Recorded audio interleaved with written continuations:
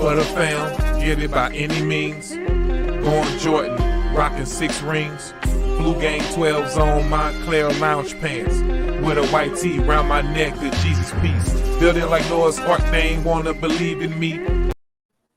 Yeah. Yes, sir. What's the word? What it do? Welcome back, y'all. Yo, welcome back, y'all, to another episode, You Ain't Lying podcast. It is I, your host, CMW Hayes, with my dog, DJKillzown Jones. What's up? Honorary member back on here with us, man, my dog, Darris, man, with Mike Check Global, man. What's up, y'all? What's good? I've been moving around. Let's get to it. Man, y'all know how we do, man. We keep it moving, man. Keep it grooving. You feel me? We should bring on some people that want to debate, man.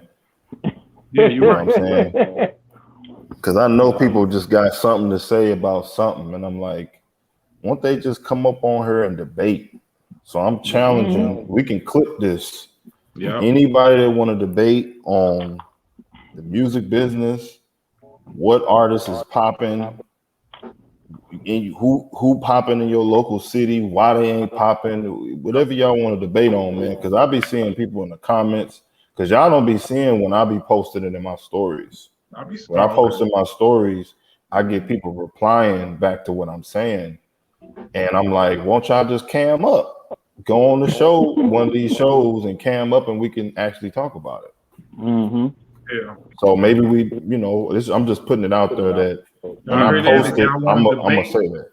Let's go. Or have something to talk about, or just because we be asking, we done asked it a few times. We asked it on You Ain't Lying. We done asked them on Beats and Biz. We done asked them on the interview because Darris opened up the flow on his interview. Yeah. Both times, but they don't be wanting to smoke, So they don't want the smoke. Some people be camera shy, man. Not even that. You can just talk. You ain't got to even be on cam. You can just talk.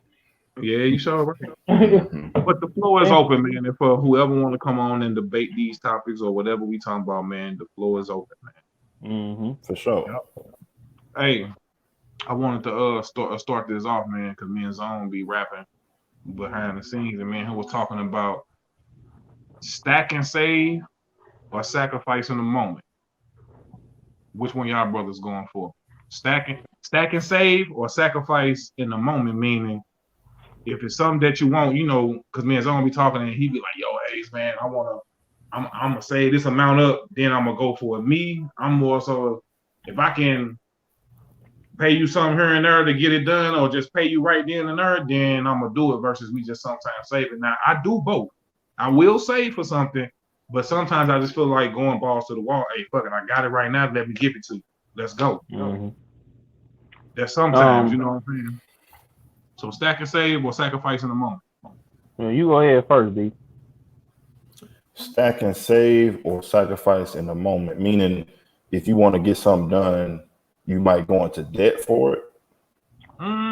Not debt for it, but but you might sacrifice not paying your bill, or you might sacrifice not paying your car note, your phone. Like something gonna get sacrificed, but in order for you to make a move that you want to make.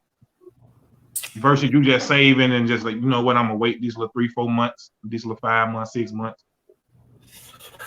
It depends on what it is you're trying to get, because timing is everything. You know what I'm saying? Yeah. We ain't got a lot of time. You know what I'm saying? So it really depends, because and it depends how you get your money. Like if you don't have a side hustle, then it can be harder to stack the way you want, because you only make money from your job, or your job don't give you extra hours, or there's no possibility for overtime. So I would say it's so many factors that go into that, but I would say probably a little bit of both, and really whoever is in that position, they just need the encouragement to understand that the patience part is key. So even if you got the bread or you stacking, even when you spend it, you gotta wait. Yeah. So it's just you know, it to each his own, but it's probably a mixture of both, though. Yeah, I'm more of a stack and save type of person, cause I done been in person that was just like, okay, I'm gonna go ahead and do it, and everything I do, I try to do strategically, and then I leave room for error. Like in a situation, even in the situation I'm in now, where I'm clearing the board, I'm starting, you know, from scratch kind of, and I done went line by line, penny by penny, like, okay, where is this going? You know what I'm saying? And the reason why I say that is you learn as you go. So I learned from the times that, okay, this is the time I should have went ahead on and spent. This is the time I should have went and saved. This is the time where I should have, like, something is coming up, like this convention I'm finna go to. I had to go ahead and do that because I hadn't been on the scene, you know, traveling in 2 years. You know, I hadn't been out of town, and when I went out of town, I made so many connections and met so many different people, and you know, people know my, you know, then got familiar with my brand and stuff like that. So it's like when I have an opportunity to do that with somebody, or you know, to do that, and then I got this person over here trying to pull some strings, this person over here chewing some strings, so it's just like you gotta hit it. But a lot of times I feel like, especially, and I touch on this on the channel a lot, to the youth, it's like you should be setting yourself up now. Like they ask me, man, how did you get these games? I'm like, well, I budgeted, I paid my bills, I paid some things off. Okay, y'all want to see this, right? Y'all ain't got the PS5, so y'all heard we 6 to 15 people deep in here, and people watching this game. Now this during E3, so it's not everybody watching E3, but they also on here watching me. So the people coming in and out, and it's like, okay, that's the reason why. And it's like you got to get your life together, you know, early. Fan is that man you sacrificed to go last time? Or yeah, I did. No, this time not really. It was kind of like I had some people that's looking to pull some strings. We're gonna see how that goes. It's not that it don't cost that much to go. The last time, I did, because it was just one of them things where I wanted to go, and then I kind of just sat back and watched. I didn't do that too much content because one, I didn't know the lay of the land. Two, I was, you know, peeping out certain things, introducing myself to people, giving people my card, meeting back up with people I met at other conventions and stuff like that. And then I was just scoping the scene. So it's like you learn, and it's like D said though, to each his own though. Everybody's situation is different. So I can't tell Hay what to do with his money. I can't tell D what to do with his money. But I know from based on my experience, my spending habits, my expenses, what I'm gonna do. And I know I'm confident enough whether I do it now or if I do it later, it's still gonna jump. It's still gonna jump. Yeah. So I'm with it. You know what I'm saying? I'm with it. It's just. I just wanted to kick that game up there because man, it's probably somebody, you know what I'm saying, that's torn in between. Yo, I need something right now, but I got it, but I can't really spend it. It's like, bro, either it's up to you to decide if you want it right now or you're gonna wait. So pretty much, I wanted to ask too, man. What y'all think about this, man? Stop relaxing and start building. You think like too many people just be like just chilling, like just like yo, like ain't really tripping off networking with nobody, like just so focused on them that they don't want to build with nobody. Yeah, I know some people like that. They you know what I'm saying, but you know, back in the days they used to do a whole bunch of stuff, but now they like everything, bro. Yeah, now they cut it off. They ain't working with nobody no more. Man, D, go ahead and say it. You know it's me. Now I wasn't talking about you. It was a guy. There was a guy I know that used to produce, and he's a musician. So he used to do a lot for a lot of people, but now he doesn't do it anymore. You know what I'm saying? He work on his own stuff. Like that as well, man. You know, I can see why people could become like that over time, because when you dealing with certain people, it's like they leave bad taste in your mouth for the next person to come along. But it's up to you to decipher. You know what I'm saying? Like, man, who you build with and who you chill with. Cause you know what I'm saying? Right. I feel like at this point, man, I'm trying to build something. So, man, if we around then, man, we either working, cause everything ain't just work.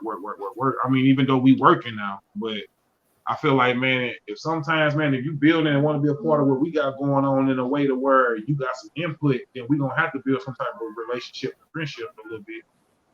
Cause when it comes to business, I feel like certain people be trying to walk on eggshells with people. And it's like, man, you can't really walk with eggshells on people, man, when you're trying to deal with it. It's like, man, I gotta speak my mind, and you gotta be able to speak your mind, bro. Facts. Because you'll never know how people is until you finna argue with them, or until you get into a disagreement. Mm-hmm. But you know what?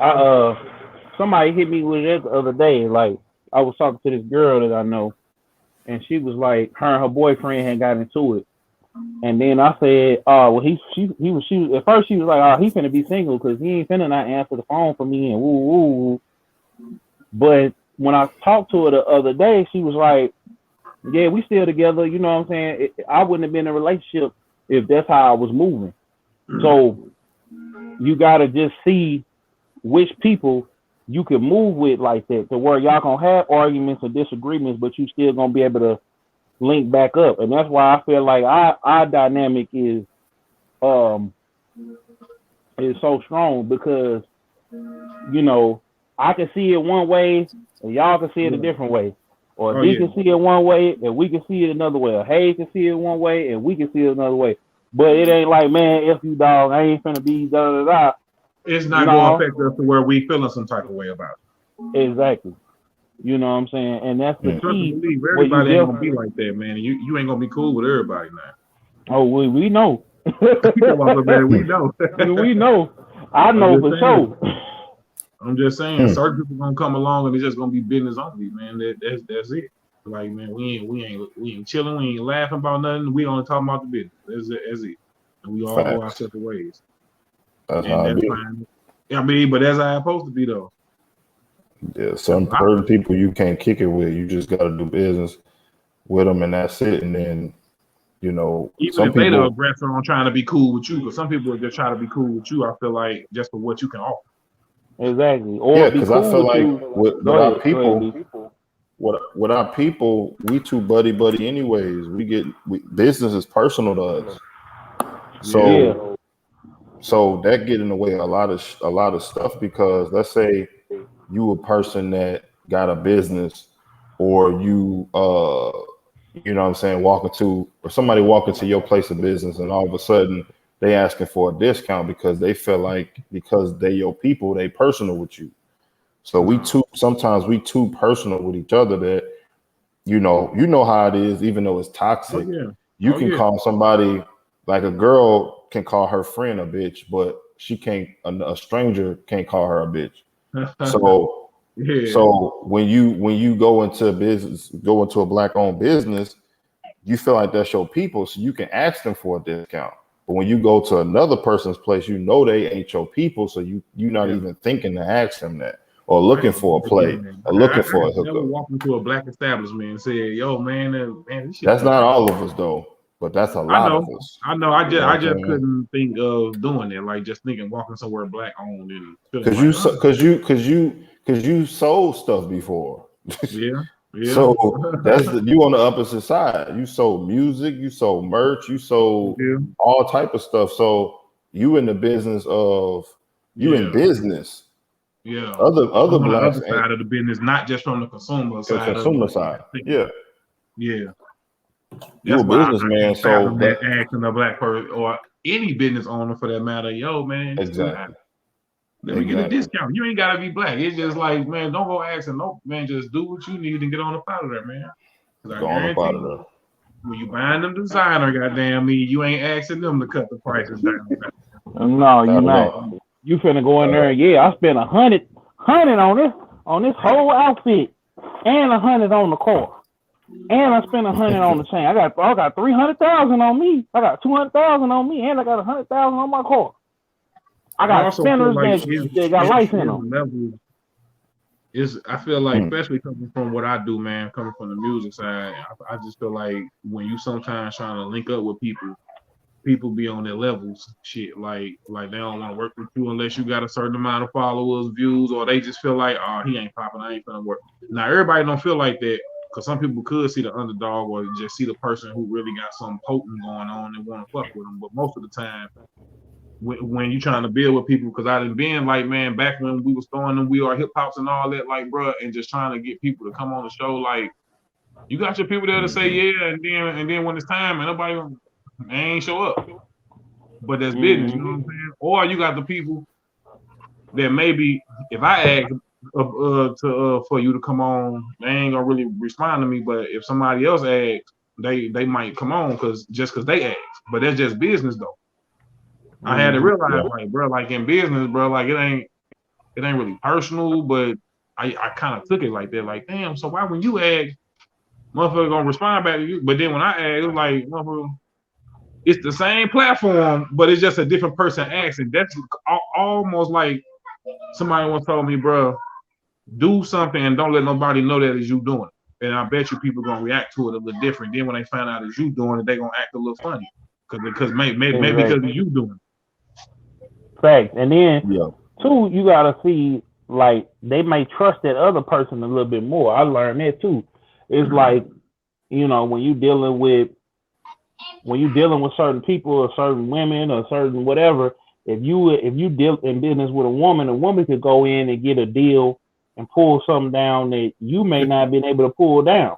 Yeah. You know what I'm saying? You may have been able to pull something down.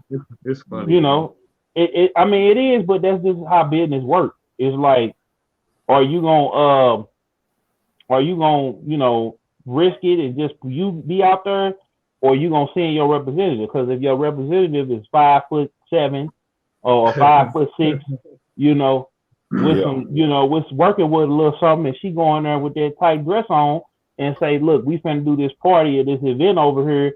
It's gonna be $100,000.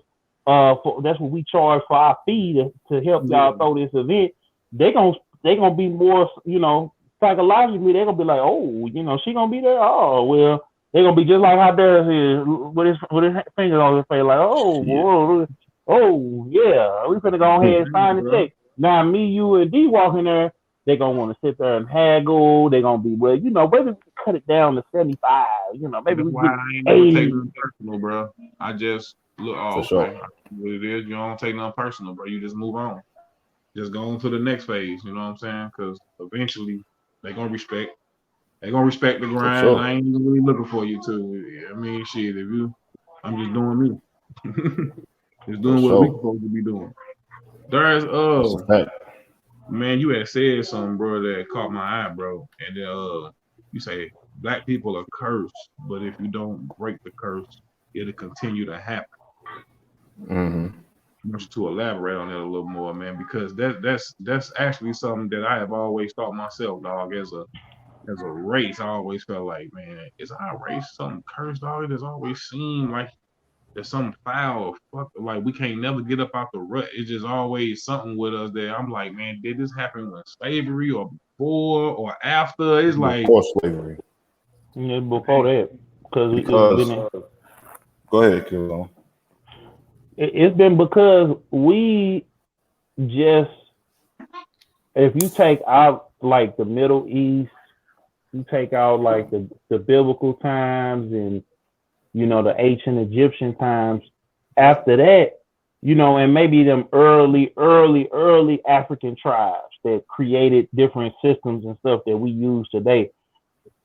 For those few nations of people, we just wasn't really self-starters. It was very, very peaceful, very basic, very calm. Like it was a missionary that was trying to go to this island, right? This island ain't been inhabited by it ain't had no civilization. They still got lion cloths and spears on it.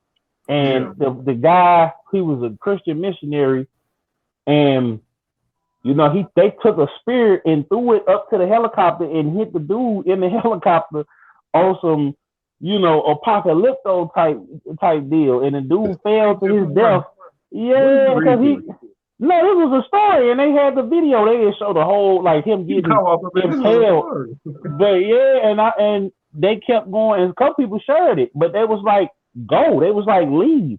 So they just what you trying to say though? What I'm saying is, we like stuff a certain way. So for a lot of people, banging, dope selling, having kids out of wedlock, smoking, drinking too much, they like doing it. They ain't got no problem with it. And then, okay, they see a person rapping, okay, I'm gonna go ahead on and rap. You know what I'm saying? I'm gonna get out now. I gotta get out here because the Fed's coming in. Now I've been selling dope for 5-10 years and ain't nobody saying nothing. I've been selling dope since I was 13 years old. I've been shooting that pistol since I was 13 years old. You think that we curse or that's a choice that it's a curse because we think it's cool. We've made it the norm. It's cool. Like, you know, Pooh Shiesty he feel like because he say he ain't got no security in the club and he got his on fire that he gotta have it and he gotta show them pistols in the video and all and they doing all of this. That's why they arresting them. They arresting all the rappers. I got a vlog coming out. It might come out before or after this, talking about Polo G and the other rappers that got picked up in Miami. They know these cats is carrying guns and drugs on them, and ain't none of them moving like Drake. Drake got a security team. He drive in his own self Bentley. Now Drake is probably like me, the square beyond compare. He got his own pistol, but he also got security that's holding pistols. Yeah. The pistol that he got is in his name. The security around him probably holding his pistol with the other pistol, and he in the the Urus or the one of them Rolls Royces, I don't know. Then he got 2 Suburbans that's tinted out with his people in there. His probably his manager, 40 in there. Moving right. That's all you saying. Moving right. Whereas right. Polo G, they smoking, they drinking. They all in the Sprinter. They pull the Sprinter over instead of them all getting out the car, laid out on the ground. Just, you know, hey, we ain't got nothing to hide. Obviously, look, this is my name. I'm Polo G. You know what I'm saying? So basically, to go back to what you're saying is your perspective is the reason why we're in the position that we're in, or whatever the case may be, is that mostly Black people are stubborn and stuck in their ways, and that was the reason why we were basically conquered, basically lost the war. Is that what you're trying to say? Exactly. I can add to that by saying the people that we are now are similar to the people back then when we fell from grace, because we were a high spiritual people that obeyed the laws and commandments of the universe. You can say from the Bible, you can say whatever, but when we started to Sodom and Gomorrah it out, and I'm glad Killzown brought up Apocalypto. You remember Apocalypto, they had one tribe that was doing their thing. They were still on some BS, but it wasn't, we don't know, chopping heads off shit. Then you had the other tribe that was on some pure evil, chopping heads off. You remember Apocalypto, Killzown? But remember at the very end of do you remember the very end of the movie? No, go ahead and tell them. Spoiler warning, go watch it. Okay, the very end of the movie, very end of the movie, the main character and his family looked out in the water and saw the conquerors on the ship heading towards. So what that showed was we as the people was already on some bullshit before they came to conquer. We was already as a people, not all of us, but enough of us was on some bullshit. Just like now, there's 3 of us right now, 3 men that's taking care of business, but it's 97% of the rest of us, not 97%, but let's just say more of us, Polo G in it, Bandman, Kevo, scamming, and you know, because they trying to like romanticize scamming with Bandman Kevo, and it's like the most annoying thing because he just got locked up again. Yeah. Well, he got locked up. Well, he got locked up moving wrong. Like Bandman Kevo actually got in when he took all his money, got in on crypto, got in on the stock market. He cleaned up his money, so when he came out, he was still able to do his thing. They called him. That's all a sham. That's all a sham, bro. He is a straight scammer, finesser, period. He said he's still scamming. Bro, all his information is not even that deep. It's just niggas don't know it. So if a nigga tell you about a trade line, you like, oh my God, he kicking game. You never Google anything. He kicking game. Trade lines. Wow, that sounds good. But that don't mean that you're gonna get $1 million loan just because you got a trade line. That you know, he had to give you the hold on. Yeah, but he charging for information. People think he's so goddamn smart. Right. He's smart at finessing. He's not smart when it comes to being a teacher. Like he's not. That's not what he is. He's smart to people that don't know nothing. Yeah. Okay. I like how you put that one. You know what I'm saying? Because like that was instead of saying he's smart to a dumb motherfucker. Yeah, like he is because he knows his audience. He knows his audience. Like because somebody like you already know that the stuff you're talking about you can learn on your own. Yeah, it's easy to learn that on your own. You know what I'm saying? Or just pay somebody to get your credit the way it needs to be. That's what credit professionals are for. So if you don't want to learn all that, or you can learn it from the person that's doing your credit the way you need it to clean it up for you, they'll tell you certain things. That's easy. Or get a, you know. I'm about to say, I feel like, man, that we cursed in a way that's more so like bad always happening, man. Or it just always not clicking. It is always not working out for our people. It is always some BS.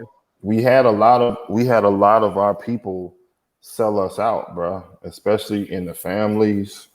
In our families, we got generational curses. But do we? Because sometimes I think we just say that because that's all we know. But then I can't help to think outside of our race. Nah, bro. Okay, nah, it's real generational. Because you see where I was going to go with it. I'm like, this don't happen in the white world. Because this people don't happen in the Asian community. It does. It's just they don't talk about they shit in the closet. Oh, we twerking. Really, I don't even like saying we. I say we as a people because I'm not doing that shit. So saying we don't apply. We not doing it. They doing it. You know what I'm saying? But I say we as a people. We as a people. Yeah. I don't like using we because I don't do that shit. Yeah. So man. And then when they be like, we built the pyramids. No, our ancestors built the pyramids. You was on your mama's couch bullshitting around. You know what I'm saying? But what I'm saying is the people who break a curse though, it's like how do we? Yeah. No, I'm just wondering, like, how do we break the curse that we? Everybody stop doing it. Like we make laws. We get people. We get the 3% of people that are like us. That's working class. That is that's working class. That is what I'm trying to say. Working class has got money.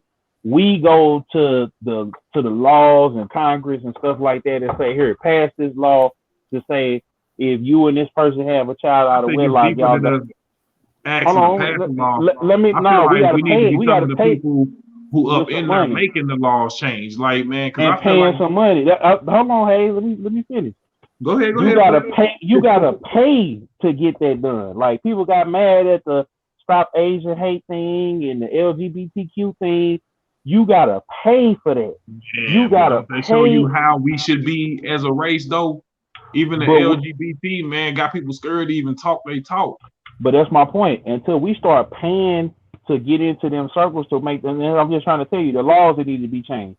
It needs to be if you out here selling dope, you gonna get locked. You gonna get automatic life. Ain't gonna be no whatever. Damn. Like that ain't you know, it was like that though one time though, Zone. It was like that though. No, but it needs to stay like that. If you out here busting guns, unjustly though, man. If you have people only having like 2 or 3 rocks on them, getting down. No. But even years of life and shit just for having 2 or 3 rocks. Even that, like if it need to be that severe So people stop doing it. And if you make a law to say, hey, you and this person, you let Pookie clap it from the back, you let him clap it from the back real quick. Then you need to you gotta hold on. That boy I'm telling you, I'm just saying you let talking about. I'm just saying if Lolita let Lil Pookie hit it from the back, then he let her hit it from the back, and he let him have that baby. She had his baby. They're gonna have to get married. And they're gonna have to both pay child support, or they both gonna have to get married. That's how you think the curse gonna be broke if we bring make the family rules to where you so you can't have this baby because you're not married. Exactly. And you gotta adopt this baby you gotta adopt him to some married couple's own. No, ain't no adopting. Y'all gonna have to be together, or y'all both going to jail. It's just simple as that. Simple as that. No, it ain't. I know, D. That boy is over. You gotta take it to the extreme. You gotta be like, look, that's not even extreme. That's just basic. No, it's not basic. See, the thing is, jail is not gonna solve it because people already know if you kill somebody, you can go to jail. That they still killing. So jail is not the answer, bro. Man, because everybody knows child support, bro, and he had to do some years behind it. But that ain't PPP. But it wasn't that he wasn't trying to be in his kid life now. And I'm gonna say that not all of us not like that. It be her that be tripping somebody. Well, that's because you clapping it up, and then after you get through clapping it up all 8 times, you didn't have the baby on the 3rd time. The baby didn't drop. She looking like the Pillsbury Doughboy, and then hold on 1 second. My boy got a house phone. But like I was gonna say, like at the end of the day, bro, this don't like when it comes to the fact of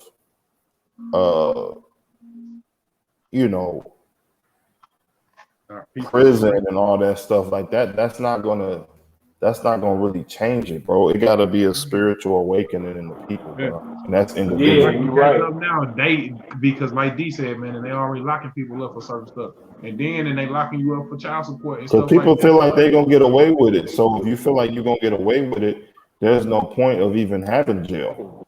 Even the 3 strikes law.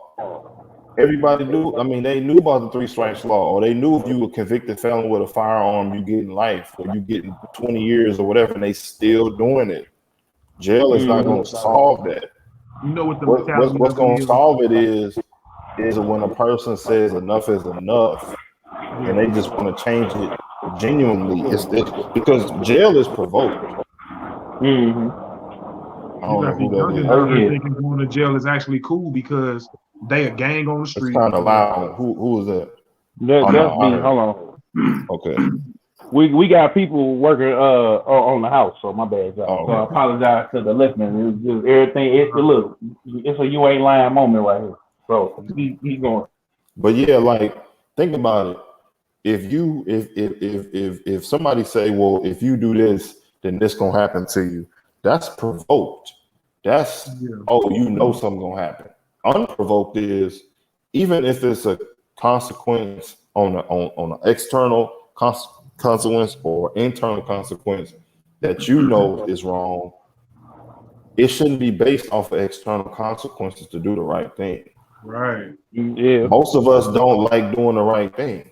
You know what I'm saying? Most of us get off of doing demon time. Like when I first saw the demon emoji, that was like 2000 I want to say 15 or 2016.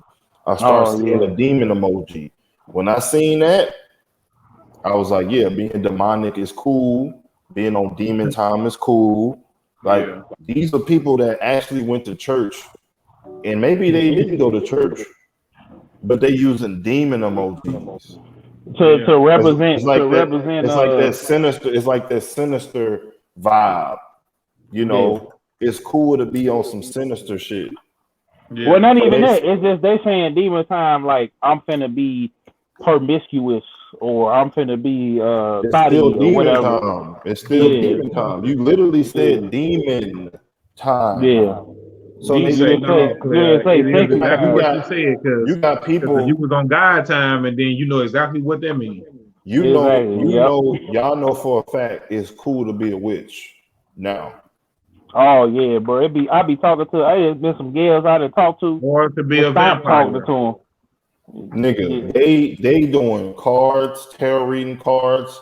These motherfuckers is reading spell books. I Oh know. yeah. These motherfuckers is trying to get into the occult. These Yeah. people believe that shit is cool. Just like being a transformer is being cool. Yeah. Well, hold on. Wait a minute. Gotta preface it for the for our LGBTQ folks because I elaborate on that D because we don't want you He just your said what boy. he said.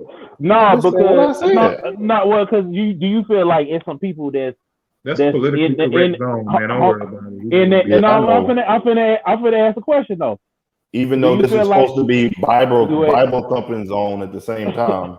no, I ain't Bible thumping zone at all. I never said that. My Nigga, you be cause talking about the Bible more and more every year, nigga. Dang. well that's because I actually had been put on. I was in the middle. I was trying to be on God time, but you know You was after on church. demon time. Right, go ahead and say it. Go and say it. Go and say it. I was going down. Until that shit happened, and then you was like, okay, I'm done. Yeah, like See, that's what I'm talking about. I had a Saul to But Paul moment. see, I got knocked but off see, my Hayes, horse. this is a you ain't lying moment right here. You still there? Yep, I'm Yeah, hurt. he said that. Watch this. Yeah, I'm Watch hurt. this. Watch this. The only reason why he got on God time is because of that external consequence. That's Yep. provoked. That's Yeah. provoked again. I look at things from let me try to learn some stuff with the least experience as possible because experience is the best teacher, but experience leaves wounds. Yeah. Let me just not try to do that. But then again, with our people, temptation is extremely high with and it anything feels bad. good. And it feels good too. So it's just like I was trying to. That's why I say it's a spiritual rebirth that's gonna have to happen. Because if not, it's not gonna be cool to be a good person. It's not gonna be cool to not drink and I mean, smoking weed is cool, but I'm just saying, getting Right. I drunk get or what you're just saying, though. obsessively smoking, or why is I look at it that not like the cool? Boys in the Hood shit, man. You remember on Boys in the My Hood when point. Trey act and get out the car? My point exactly. It's That not cool was to be just a regular human being. If you No. black, you gotta have all this money, extra shit. money, You know what cars, I'm saying? female. And I'm gonna say this real quick too. Bro. I'm gonna just say this real quick too. I had to I was pulling towards the direction of selling down. Like I had seen the credits of it. It's just the way I was going about it wasn't the right way. But go ahead, hold on. House phone's on. House Right, you phones hear on. Yeah. So at the end of the day, man, like I said, for it to change, bro, it's gonna have to literally be a spiritual awakening that each individual imparts on. Yeah. That it ain't no clout associated with being a good person. See, that's the thing. We as a people have an issue with just doing shit and it not being cool or popular, bro. Yeah. Yeah. So when stuff is cool and popular, people get stupid because people be like, oh, it's cool to be just like I said, and you might not agree with me with the home with some of the people that that was at my Ferguson with the riots and stuff. Oh, yeah. That wasn't really about their life. They was there for clout. Yeah, Period. of course, man. You know what I'm saying? So it's just like, right, but it's just like, but it's just like for the most part, man, I don't see how individuals who have this clout mentality ever gonna be able to individually make a stand for themselves and say, you know what, I'm not gonna continue the family curse. I'm gonna do something different. And whatever ridicule that gets, they just get it. It is what it is. Because guess what? I was just telling somebody today. It's two types of uncomfortable. You can be uncomfortable in filth, or you can be uncomfortable and be successful. It's two. You're gonna be uncomfortable. Period. Either way, exactly. But which uncomfortable do you want to choose?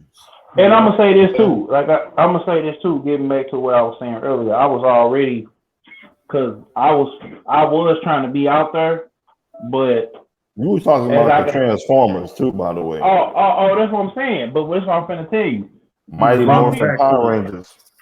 What I'm saying is too. Plus, he didn't even have to say LGBT because nobody even knew what a Transformer was.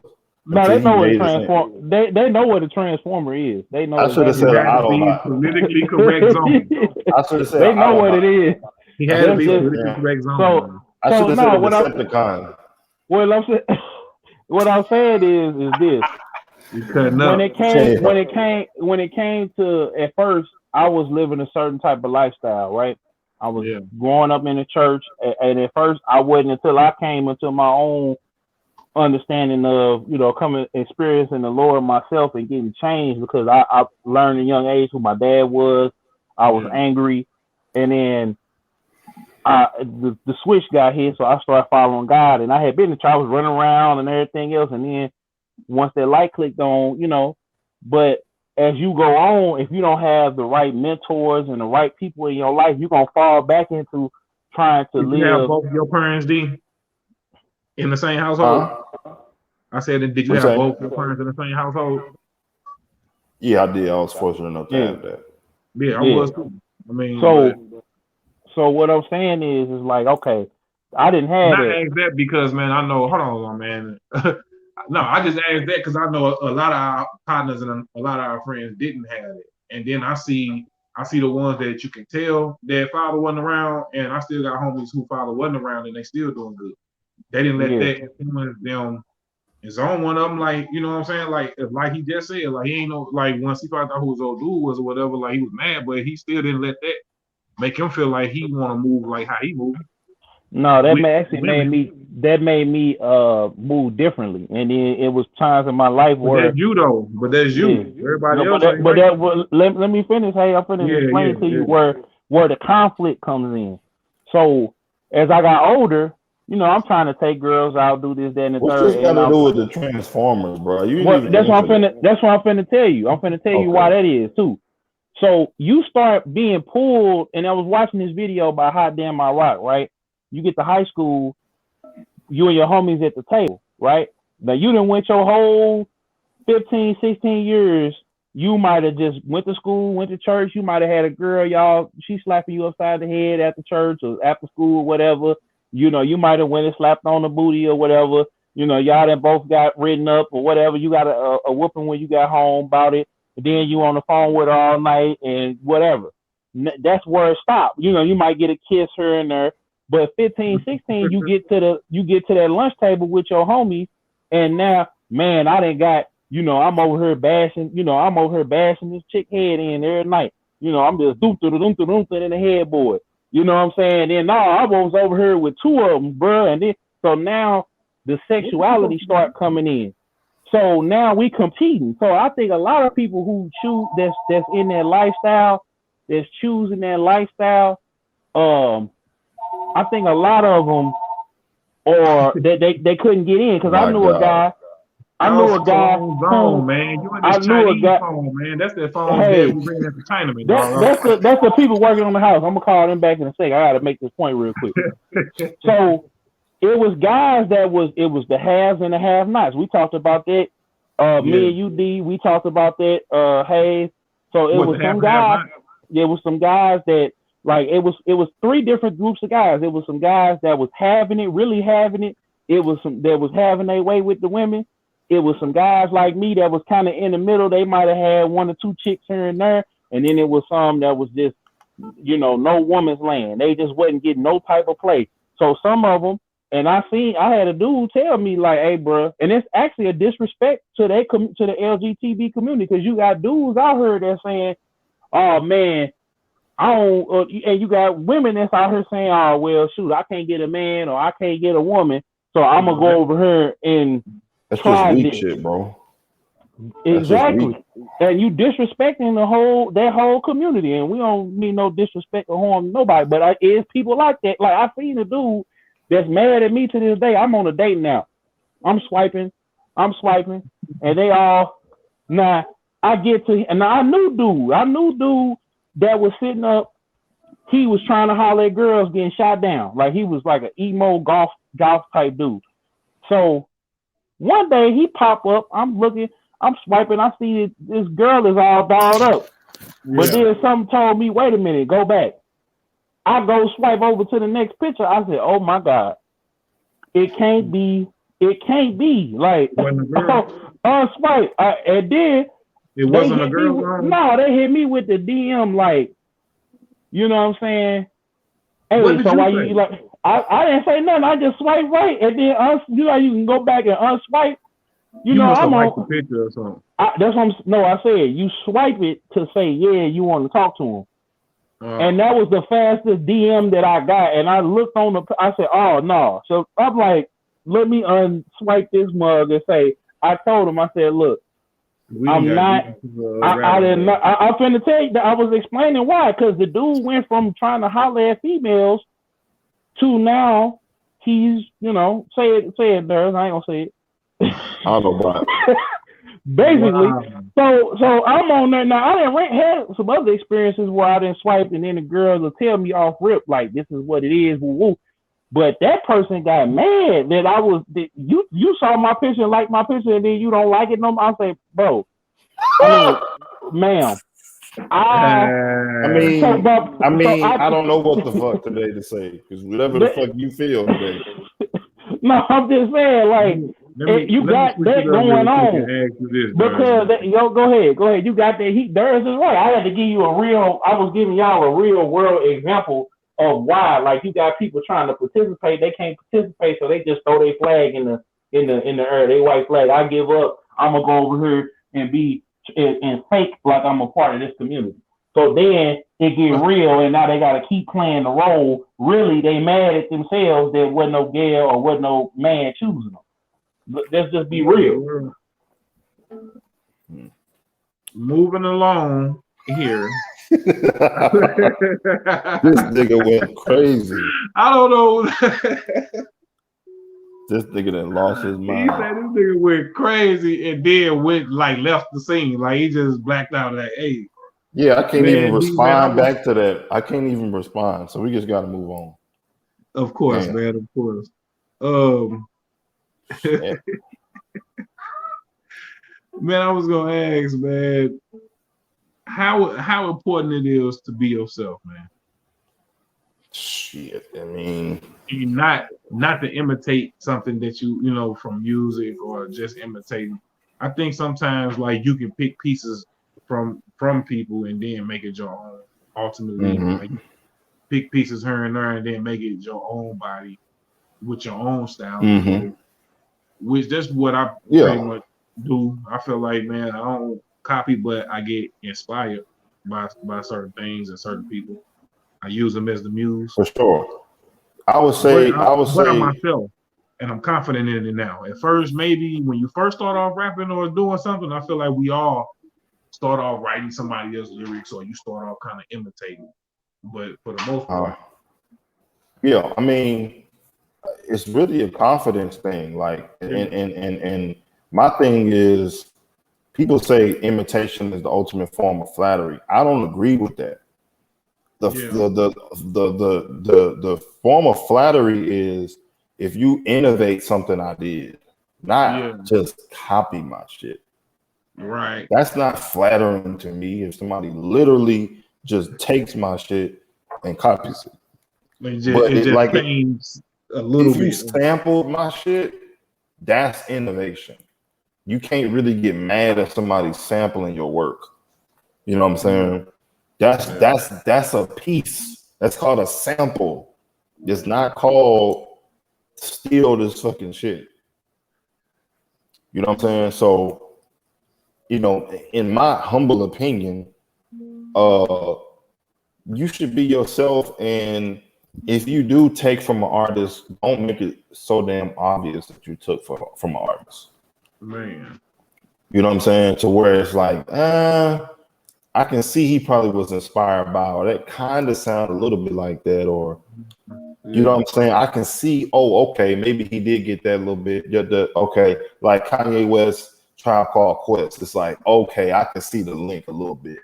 You know what I'm saying? Like the backpack stuff, like, but it ain't no damn complete fucking, you know what I'm saying? Like, yeah, like that's exactly. So it's not like he sounds like him. You know, it's just the vibe you get from him, give you that Tribe Called Quest, where it's like they weren't talking about the street stuff, they were just talking about life, and like basically the prequel to like, you know, just real hip hop. Just wasn't even on no beat nobody up, no crime, just women, life, hip shit. You know, so that's the vibe you got, you know, from Kanye. So it's like being yourself, man, is just so important.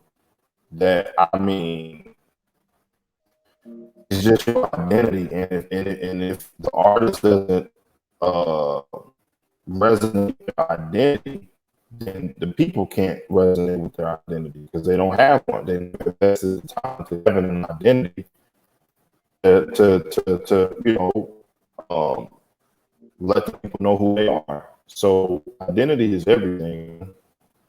And it's such for artist's career, especially if they want to have a long career. So, you know, and that work that goes with everything. You know what I'm saying? In my take. No, that's right. Yeah, you ain't lying, bro. You gotta have your own identity in this shit. For sure. Like that's just like the artists that make it, you know, long term are the ones that got their own sound. You know, even if people bite off of it, and that will happen a lot of times, you know, you just got to be prepared. The Migos say, man, you ain't gonna. The main entree might be gone for a while, but when they come back, people ain't gonna never forget that. Only thing with them, I wish they was just stop talking about it like Soulja Boy talk about. I invented this. I was the first. This, that, and it just sound like you complaining, bro. That's the only part I don't like about it. You know, because at the end of the day, if you are as great as you say, you know what I'm saying, just you ain't gotta say it. Just do the work. Like Soulja Boy could have been in my shoes. He could have had his own marketing company, because guess what? He was the first artist to go viral on YouTube and all this type of stuff. So he set up Nicki Minaj's Twitter account. Like he says that, but was it a service? No. Did you get paid from that? No. Because she didn't even know what Twitter was. That could have been a check. Exactly. So he shouldn't. So he gotta. I'm cool with his manager or whatnot. You know, CEO Miami Mike or whatnot. We kicked it in, you know, a couple months ago and stuff like that. But I even told him this. I even told Miami Mike this. I said, bro, Soulja Boy could have been the first. And he said he know, but Soulja Boy wanted to be Soulja Boy and do what Soulja Boy want to do. And I said, well, that is what it is. But let me know if he needs some marketing. Yeah. You know what I'm saying? But see, that goes into what Killzown was, or what you were saying about. Matter of fact, that's what you were saying, Hayes, about the generational curse thing. Yeah. Why he gotta be this rapper though? Yeah. Why he still gotta be this rapper? For what? He don't. Exactly. He don't. Why? He want to still do it. He gotta be a rapper. He still wants to keep doing it. He still. Why he never really signed none of these people that he say he put on? If Travis Scott was on your freaking couch, why you ain't signed him? Yeah, because y'all ain't did no songs together. Y'all ain't did no songs together since Travis Scott ain't even spoke on what you were saying. Exactly. Because they introduced the Migos to Travis Scott, and the Migos and Travis Scott got so many songs together. Quavo got a whole project with him. Right. Quavo got a whole project with him. That's the price of doing business. And I don't even think Thug and Soulja Boy. That's the price of doing business, man. You straight get linked up. Rich the Kid and Rich the Kid. Yeah. And who else? Soulja that was Boy a favorite. middleman to it, but got cut out of it. Like Famous Dex.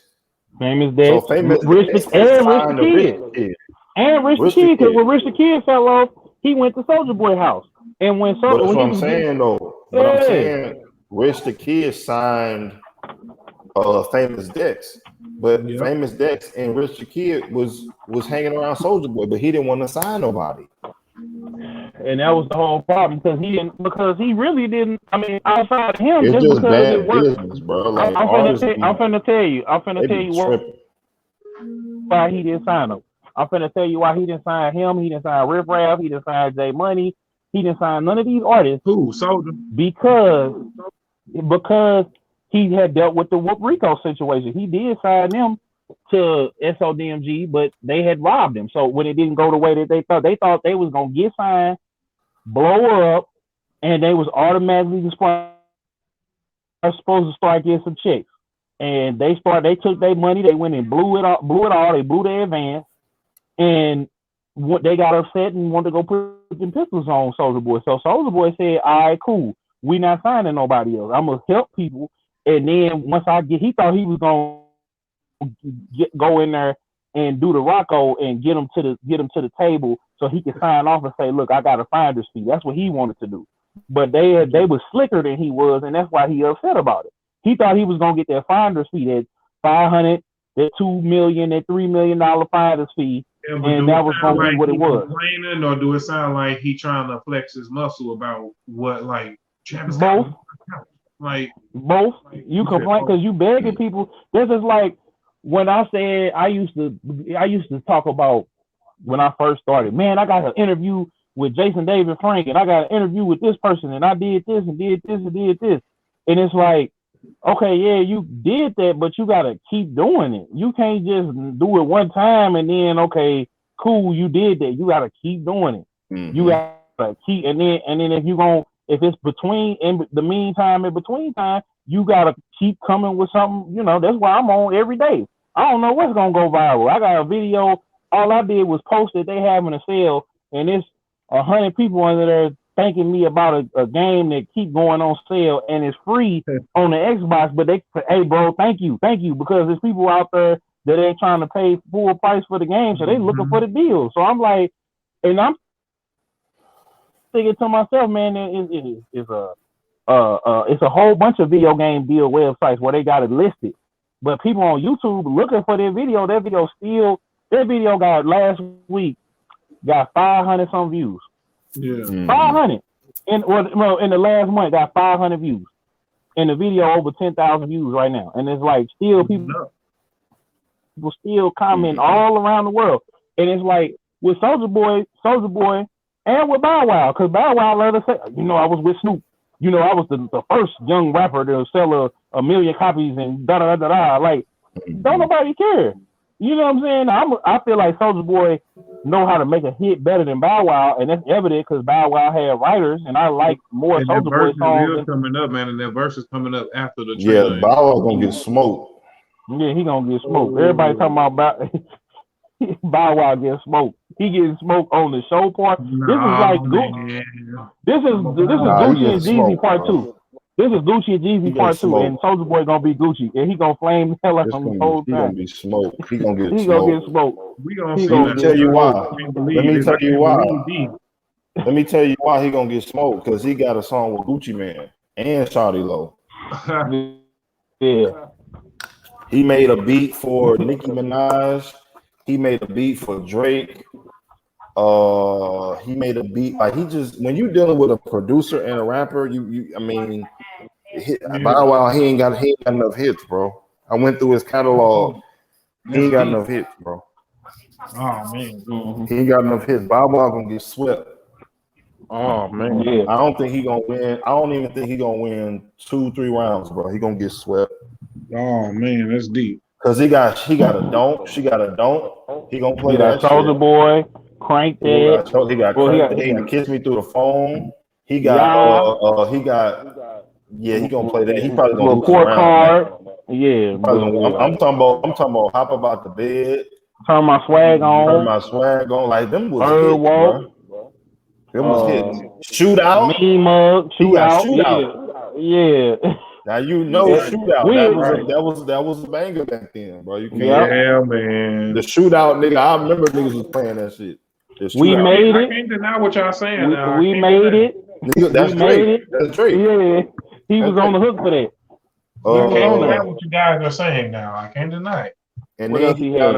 I think he had some with Kanye. I think he produced the beat for him. I'm trying to remember. No, he produced for somebody. Yeah. That's not even talking about the old school. He go to the underground Soldier Boy and kill him because he had Stop This Snap. He had I Got Me Some Bathing Apes. Yeah, if he play, cause see, I ain't even want to say that one, but if he played that one, people gonna be like, damn, bro, I remember I Got Me Some Bathing Apes.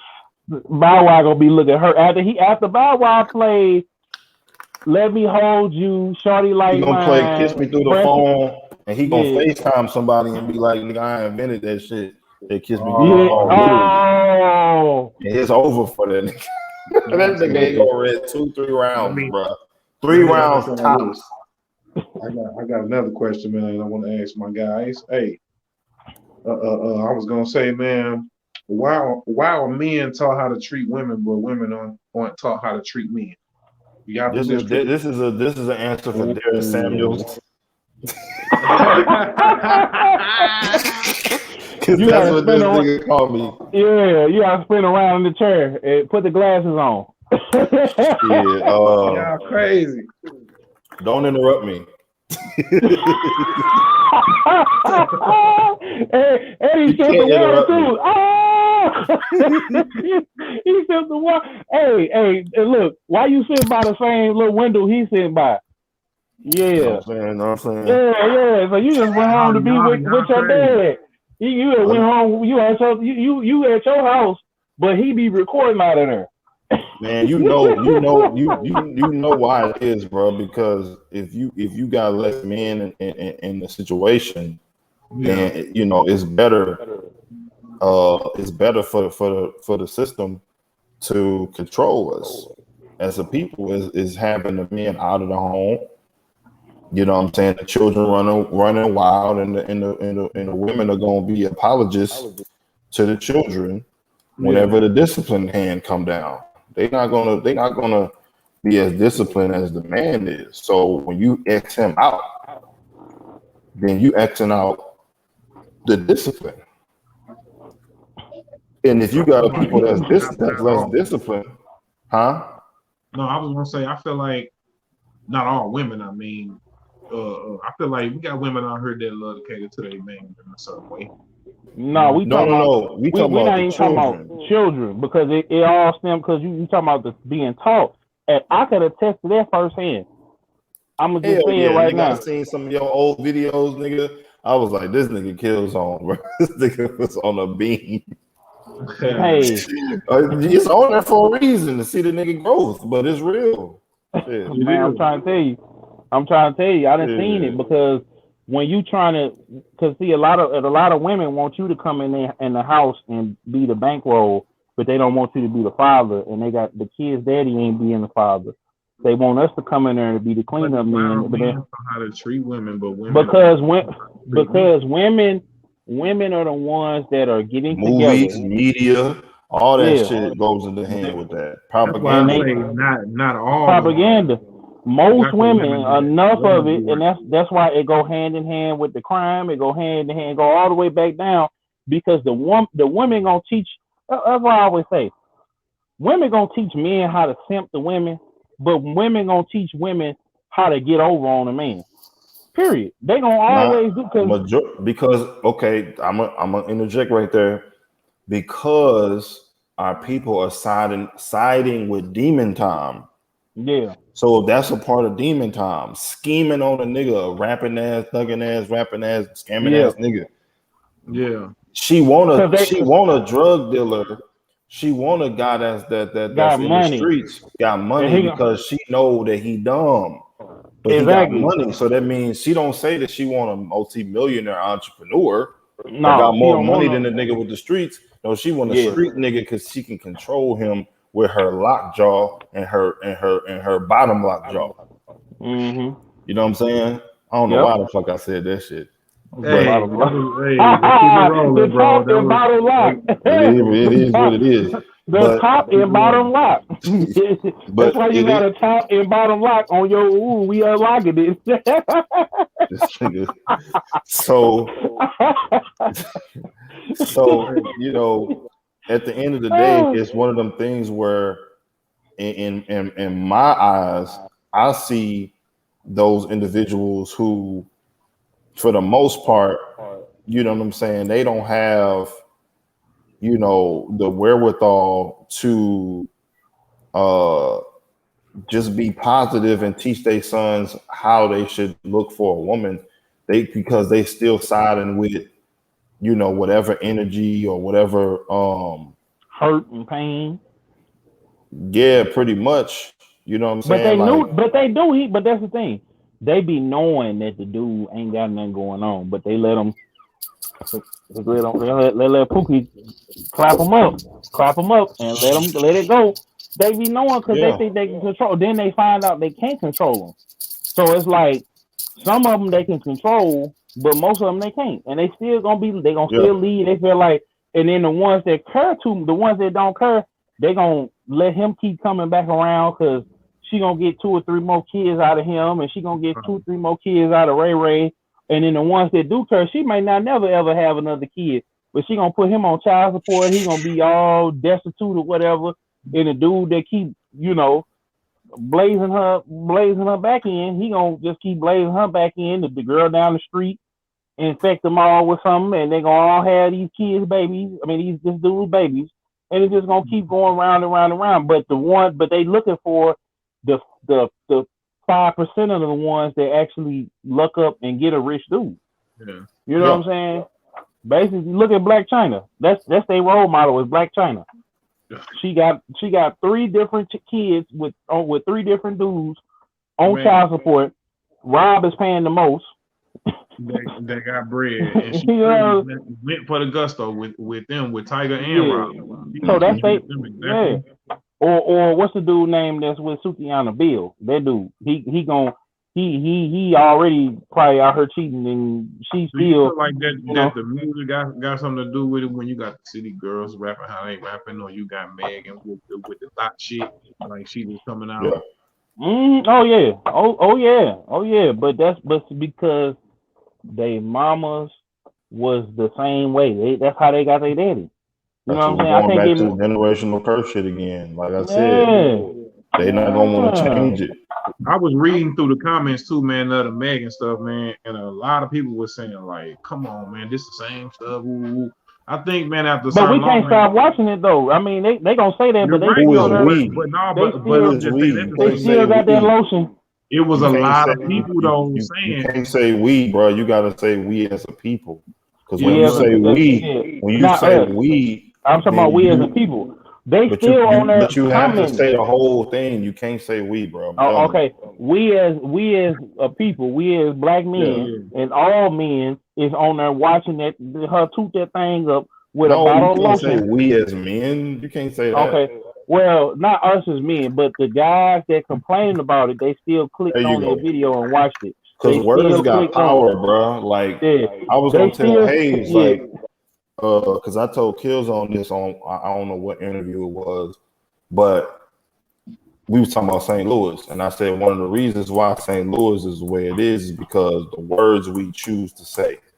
Yeah, Hayes, you gotta stop saying "God damn me." Gotta stop, bro. Because I'm not saying God though. I'm saying "God damn me." I know.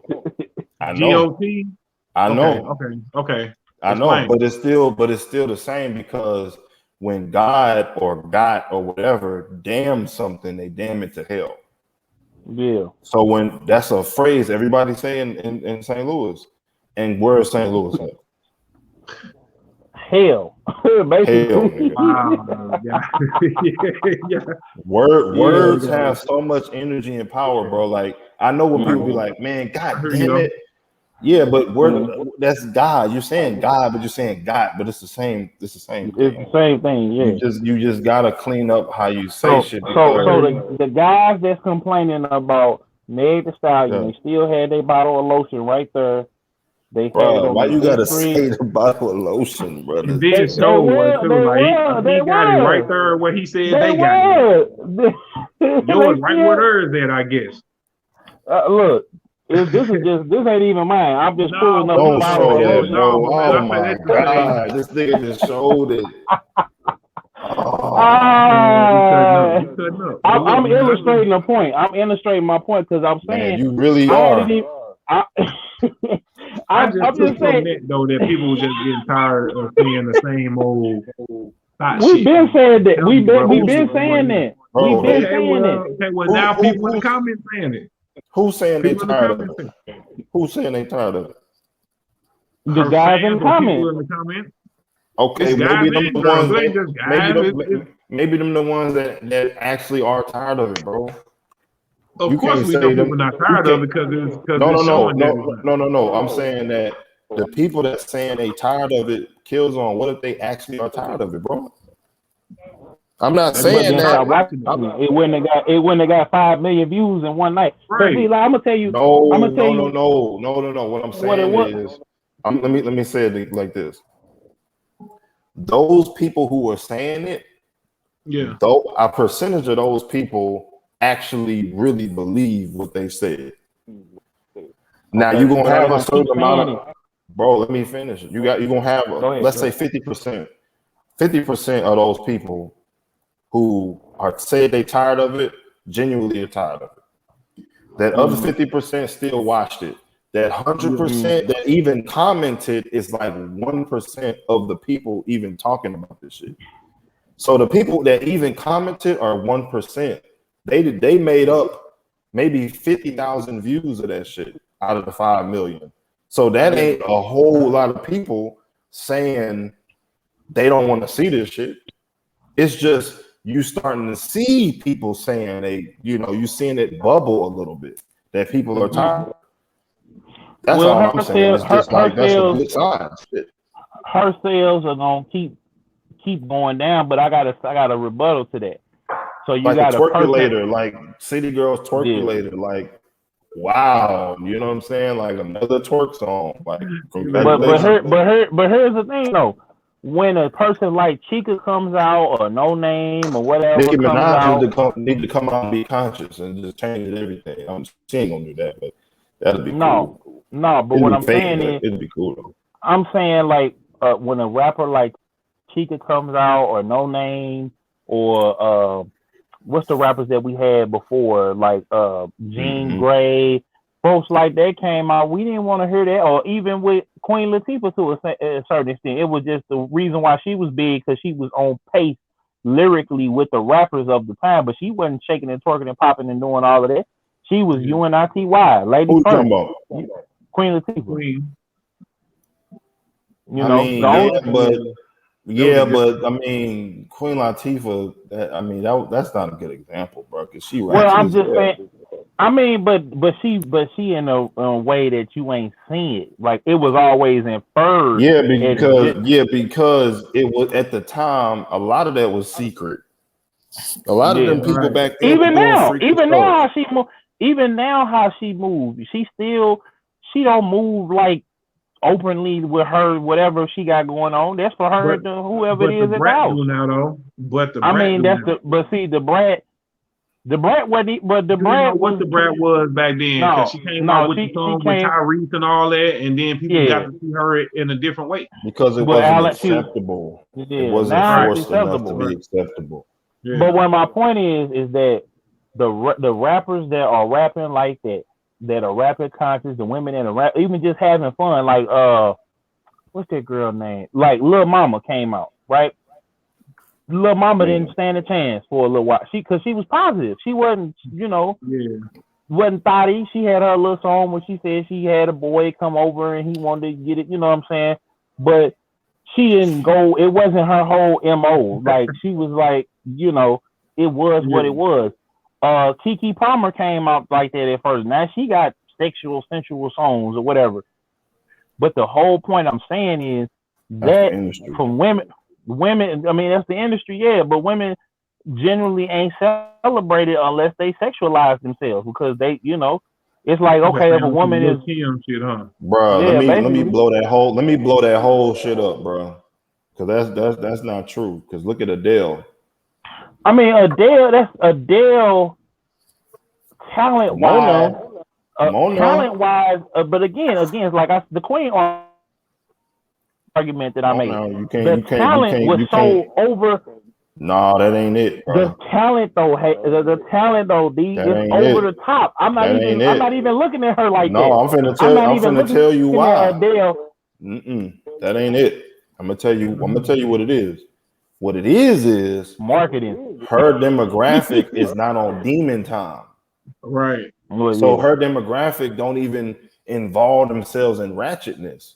When it comes to black community, the black community wants ratchetness. Ratchetness all the time. So you have women that sing better than Adele that are black, but their demographic doesn't receive them. It has nothing to do necessarily with the industry, with the demographic doesn't like that shit.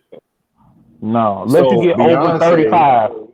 Beyonce, she still gotta wear heels and dance at 40 years old, flicking her hair because we on demon time. When she should just be doing ballads and not be doing shit for little girls and kids and teenagers. She should be doing ballads, and it should be okay for Beyonce to stop dancing and twerking and doing all this gyrating shit. What's she gonna? Cause think about it. What is she gonna do at 50? 60 years old. I think this next album is gonna be very balanced. Is she gonna be? She don't have to do what you said. She don't have to stop doing all that. Janet Jackson did it. Perfect example. I went to Janet Jackson's last concert a couple years ago, in Las Vegas, and it was very, very tame. The songs was tame. Now she still had the little part where they did anytime, any place, but it was she had some girls come out. And then she had her little outfit, and then it kind of fades to black, and you see her back up on the thing singing on the, you know. But she even said it was called metamorphosis. I had to become a mother. Like I was ratchet, I was running through the thing, you know. You're not saying the whole picture. She married a Muslim billionaire, bro. Of course she couldn't do all that shit. Right. You're not saying the whole picture. Though. She left him though. That's okay, but during that time, that's when her transition happened. Yeah. Now she back out here. That's my point, because black women, for the most part, are on demon time. They like Queen, quote unquote, Queen Vaughn. She love a killer, and then her man get killed. Yeah. Man. What? You call her Queen Vaughn. So you should be with the dude that killed your man then. Since you like killers. Dang. Or she gonna just go find her another one. Dang. She went in on that one. She don't. I mean, she's literally insane, bro. Yeah. And she's a demon in her mind and how she is. Caused the life of a black man that was clearly lost, trying to appease these women that are also on demon time. King Von was just lost, bro. He was lost, leading the blind leading the blind. Yeah. Lost, clueless, just was trying to figure out something. He was just completely led astray. And you see the consequence behind that. Like, you jumped the gun too quick. I had to get put in front of one. Get out there, to go fight. That's my point. Yeah. So at the end of the day, I look at it like this: if you're gonna be a artist in these days and times, and you on this demon time shit, just be prepared to what happens to you. Don't be mad. Don't be sad. Don't do none of that. I think they know, D. I think they know what they own. You want demon time. Me and Gone had just said, like a lot of this music, they singing murder and drilling over these beats that should be the pop, that's a love song. Yeah. They over here, who I smoke, when I see you, they over here, they singing murder. You know what I'm saying? They just singing. Well, guess what? When murder comes at they door, don't be complaining about it. Yeah. Well, you heard Quando Rondo said, "Look, bro, this what come with it. I ain't scared. I'm prepared for it." Yeah. So he said, "I'm ready for whatever comes." It shouldn't even have to be that though, man. It's just like that's what D saying. Like, man, we need to break that. Cause why you want to feel like that? You're right, exactly. But it's gonna keep going like that until, like D say, it's gonna have to come a day where black people decide that not happening. Yeah, because like you said earlier, matter of fact, let me not say it's not gonna happen. It's not gonna happen in our lifetime. At least we talking about it. At least we talking about it, putting into the atmosphere. It's not gonna happen in our lifetime. It's gonna be it didn't generations. Even happen in Martin Luther King lifetime when Martin Luther King and Malcolm X and them was walking this earth and they was talking the same talk back then. Yeah, exactly. So all I really think about it, man. We can't give up on it. I mean, we can't talk about it and putting it into the world. The people who like us and think like us, we always gonna get it. So we ain't really gotta preach to each other because we ain't preaching to the choir. But that's what it take though. That's what it take though, Hayes, is that the people that's like minded like us, we have to go somewhere far away from wherever these neighborhoods, and that's what we do. We get money, we working towards moving out the hood, moving out the area, moving out the city, going somewhere way away and starting our lives, and that's why you get in cities like Atlanta and Miami to a certain extent. Mm-hmm. You get in certain areas of LA being black owned and certain areas of New York being black owned, and it's gonna happen, but it's gonna take more of us being and staying focused. And I tell y'all all the time, I actually am glad. What happened? Things happen. Me and D was just talking about this. Like, I actually am glad the way things happened for me because I didn't have the mentorship or whatever either, and I avoided a lot of different things. But the things that now it's just like, as far as like with women, it's like, okay, is this person gonna add to my life? As far as friends, is this a person that I need to be around? Is this person, if I fall, are they gonna pick me back up? These are the people that we should be around as black folks, and we are so conditioned in our families, in our neighborhoods, in our communities that everybody got to be up, everybody got to struggle. In other communities, they have structure. Black people have struggle.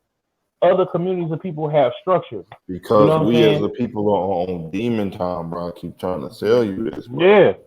When we on demon time, the way we are, there's no unity. There's always going to be backstabbing. There's always going to be who's bigger than this person. There's always going to be jealousy because our people are on demon time and they feel like their energy is what's going to get them to the next level. They don't want to use good energy. They don't want to use that because good energy take too long. Yeah. They want to use bad energy, which is why they get into the music industry and they do all them wicked things that they do to stay on top. Yeah. And people act like that stuff ain't real. Because I remember in high school when we was learning about that stuff with Jay-Z and throwing up the rock and all this stuff, people was like, man, that shit real. Now it's cool to be evil.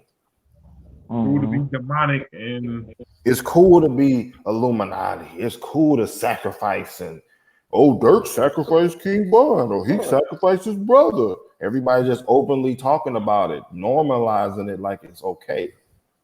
Yeah. And don't nobody want to talk about it. Be like, well, shit, he ain't do it, or if he did, shit, that nigga got money. So that's what's happening. People are normalizing that type of shit.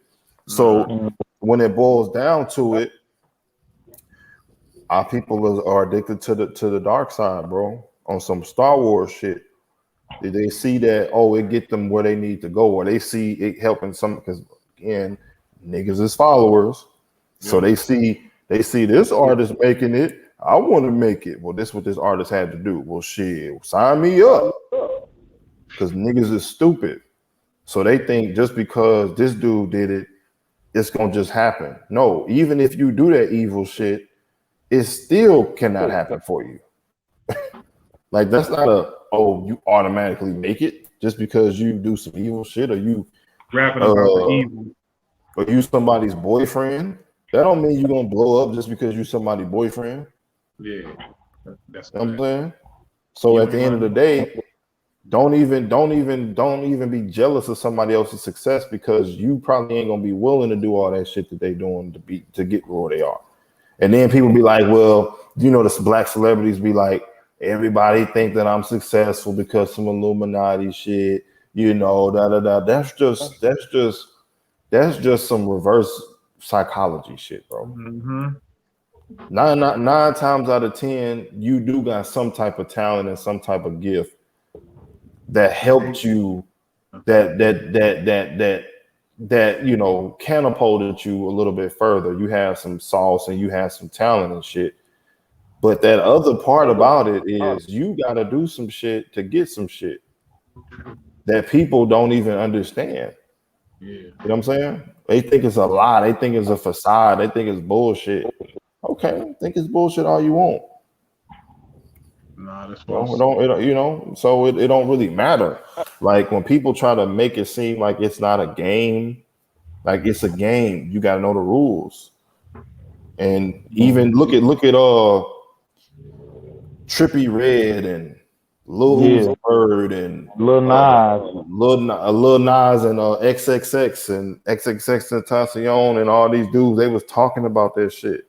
They was putting devil horns in they music videos, and they was openly showing you they down with the dark side and shit like that. The niggas be like, just like Cat Williams said, talking about Whitney Houston. She smoked that kneecap off, and you still talking about some These niggas is some dark shit, nigga. What you mean? Them niggas is on the dark side. You seen what Bobby Brown like on the New Edition and the Bobby Brown movie, man. He was toasting up. They was toasting up. It was a lot of deception, a lot of division. Like I watched it, I said, "Dang!" Like that was one of the reasons I ain't even watch it at first, but I watched the first part last night. Yeah, and I kind of want to get Paramount Plus so I could watch it. I was These like, people trying to be in an industry that they don't even understand. No, man. I'm saying they don't even understand. They don't understand the half of it, and they thinking that it's just you know what I'm saying. So if you're gonna be involved in this industry, the only thing that's gonna protect you for the most part is knowing the game, knowing the rules of the game, and bringing something to the table and having leverage and knowing how big you want to be before you even start. Because if you want to be the top nigga, you want to be the best nigga. Well, it's a lot that goes into that, bro. Yeah, it's a lot that goes into that, bro. And you can't. And these people be thinking these people is happy. I can look through that shit and be like, these niggas is miserable as fuck. They just want everybody else to think is lit. Just like Cat Williams, he said, matter of fact, he said some real shit, bro.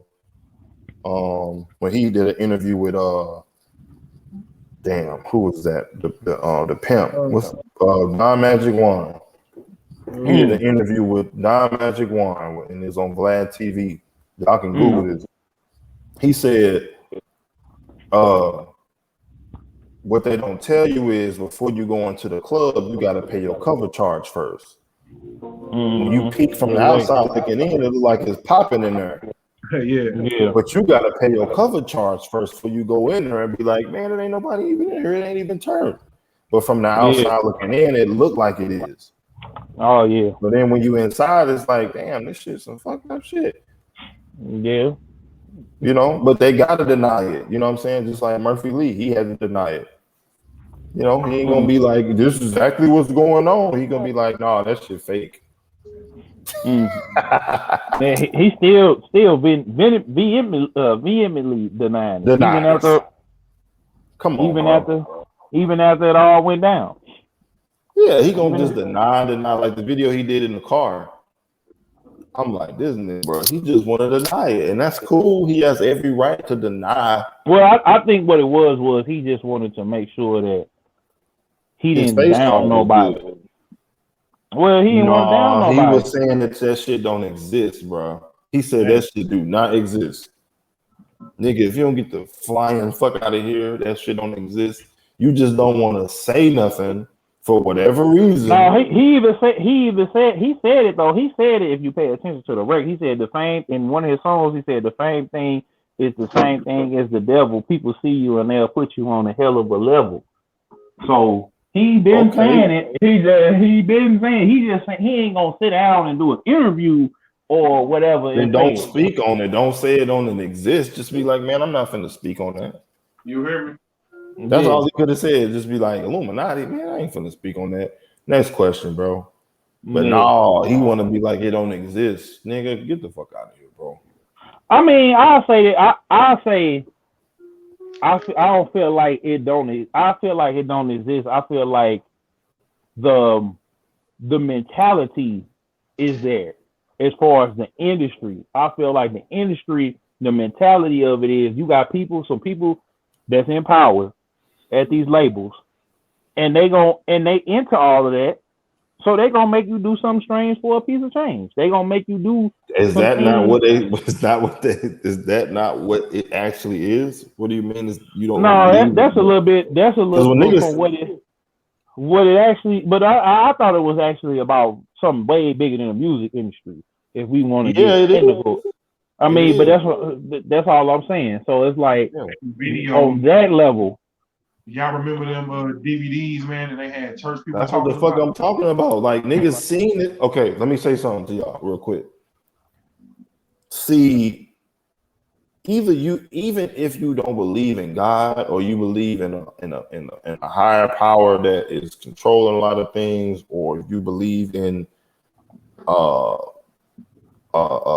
you bear witness to spiritual things, right? Mm-hmm. One thing I do know is evil will tell on itself or have a way to tell on itself so it's not guilty when it fucks you. Everybody watched them fucking DVDs in 2006, 2007, 2008, all the way up to 2010. Niggas had them DVDs, bro. Niggas was showing each other them fucking DVDs. Niggas was playing them records reversed, and niggas is like, I'm gonna sign the Rock Nation and shit. Niggas just so basically, you can't say it's hitting no more because it's in plain sight now, and now it's doing what it does. Cause see, evil got rules to it. You know what I'm saying? Evil can't just do this shit just super slick. Like most people think, oh, it's just super slick. Nah. Evil got certain rules that he gotta play by as well. You gotta say, first of all, nobody's gonna put a gun in your head and be like, sign this contract. Now, some do that. I've heard of that, but for the most part, you make a conscious decision to sign a contract, knowing that it's evil. Yeah, that's how it works. Evil is evil will give you the lights. It will be persuasive, but it cannot grab your hand and have you sign anything. That's not evil doesn't have that type of power. The power, it got a suggestion. It will give you the fame and just show you and give and basically feed off your lust that you already got. True. Just like Sinful to P always say, it activated something that was already inside of you. Wow. Mm-hmm. So that's what evil does. That's what evil does. So if you already had that simp gene in you, or that turn out gene in you, it just was taking the right person to tap it and turn that motherfucker on. Yeah. Mm-hmm. So that's what evil plays off of. So they only want certain people that's willing to do anything. Talk about anything. They only want them type of people. to give them big budgets and them big contracts and to really push them, you got to be somebody that's obsessed with making it. Yeah. Because if you are obsessed, they can always back you in the corner and hold it over your head because you want to make it so goddamn bad. Wow. No matter if you talented or not, if you want it bad enough, you're willing to do everything and anything to get it. You know what I'm saying? So that's why they be game you playing. And that's why they be all leaned out, drugged up, because they got niggas watch them DVDs but don't give a fuck because they on demon time. Niggas think about it. We show on demon time. We are people that's so messed up that people still will refuse to move from Chicago. Yeah. When you literally have had 50 rappers die in the last 5 years, bro. 50. Not people. 50. Not this is not including people. The hundreds of people. Yeah, these are rappers. 50 rappers. Go back to War of Chirac. Count them. Count them. And then when he stopped in 2016, 17, go from there. Yeah. 50. Yeah. We talking about who had YouTubes, who had a little bit of buzz. 50. Yeah. True indeed. And you ain't moving. Because you with it. You with the smoke. You want to continue the bullshit. You keeping score. Lil Reese, come on now. You keeping score, right? Get up out of there, bro. Like he was this close to we them. Don't get the mentality, but being on the outside looking in, and you know, like, man, and that ain't right, man. Y'all out there wilding, bro. Demon time, bro. They signed themselves to that lifestyle physically and what, you know, consciously. Them dudes, they know what they doing. They literally on demon time. They on whatever the demons say do. They gonna do it. We're gonna switch the narrative up, man, and be on God time. That's what I'm saying. And like I said, like they made it cool to be evil. Like y'all gotta understand that was a switcheroo that happened that we as a people just completely bit. It's cool for Michelle Obama to say she look up to Beyonce. You talking about Michelle Obama looks up to Beyonce? What? And you the first lady? What? Tell me what other first lady has ever said something that fucking stupid? None of them. None of them. When have how you know it's so dumb? And I don't vote. I'm just gonna tell you, I don't vote. Okay. But if I was to vote, I will not vote for a party that is being interviewed by Cardi B. Ever in life. Dang. Oh. So if you allow yourself to vote for somebody that is being interviewed by Cardi B to represent you, I mean, you know the rest. If I line it up the way I just said it, y'all should know the rest. Yeah. That shit is ridiculous, bro. That just lets you know how much they think about you. And then they go sign an Asian bill right in your face. Yeah. And your representation, they couldn't have all these niggas is paid fucking actors, but I mean, you couldn't have got a better paid actor. Oprah couldn't do it. Nope. Tyler Perry couldn't do it. TD Jakes couldn't do it. I mean, they all paid actors, but you couldn't have somebody. No, we gonna slap it in y'all face and say you ain't black if you don't vote for this man, and also put Cardi B there. But they don't like Trump. You don't like this nigga either. Like he's the lesser of two evils, nigga. But Trump ain't never said you ain't black if you don't vote for him. Never, ever. Like ever, niggas ever, is ever. cheap, bro. Like niggas is completely lost, bro. And I don't have no time to wake these niggas up. You know what I'm saying? They gonna just do what they do. Wake them up though. D, wake them up. They gotta, we gotta keep playing it though. See, but it's the thing though. This is not for people that need to be waking up. This is people that's already waking in a journey. They just need a little bit more medicine. Yeah, that's it. Yeah. Because the people remember in the Matrix, you watched the first Matrix. Yeah. What did he say in the first Matrix? He said that the people that's in the system become the enemy. They can become another agent because the agents can jump into each of these motherfuckers that's in the system. So you trying to wake these niggas up, they gonna become one of your new enemies now. You try to wake up a motherfucker that's in a deep sleep and watch you don't catch a 2-piece. Trying to wake their ass up, you gonna get hurt.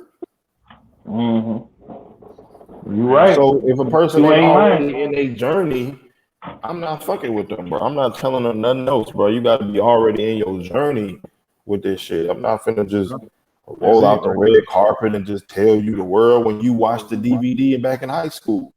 You heard me. Yeah.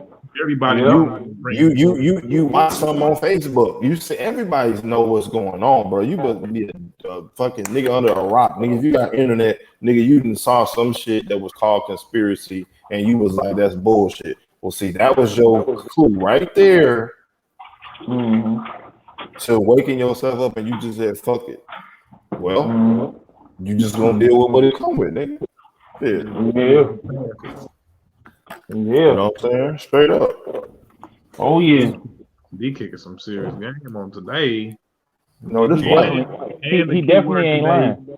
And the keyword today was demon time. Demon time, bro. That shit is. We gonna change the narrative to God's time, man. To God's demon time, bro. That shit, like, bro, like, man. I did a video with a dude that did black magic, bro. I sent a video for him. Yeah. Oh. And the dude had me shoot a video on the Cahokia Mounds because that's supposed to be like a high spiritual place over in Illinois and shit. Nigga had him a 5-pointed star and pentagon and all this shit, the Baphomet all on his fucking shirt. Yeah. You know, was like putting some fake blood on him like he was a vampire, and we was doing this video in the cemetery and shit. Nigga looking up at the sun and all this type of shit, blood and shit written all on him and shit. It was, and he, you know, ignorance, bro. They think that shit is how you become more spiritual when you get more power from it. When you just become more a slave of it, bro. What do you gain from that, though, man? Praising the darker side versus praising. Oh, you want to know? Yeah. I'm pretty sure you know. What is? Think about it, bro. Let me tell you what you get from it. You get materials, bro. Yeah. You live in a material world, but the person that can give you the material stuff as fast as you want it happens to be somebody that is evil.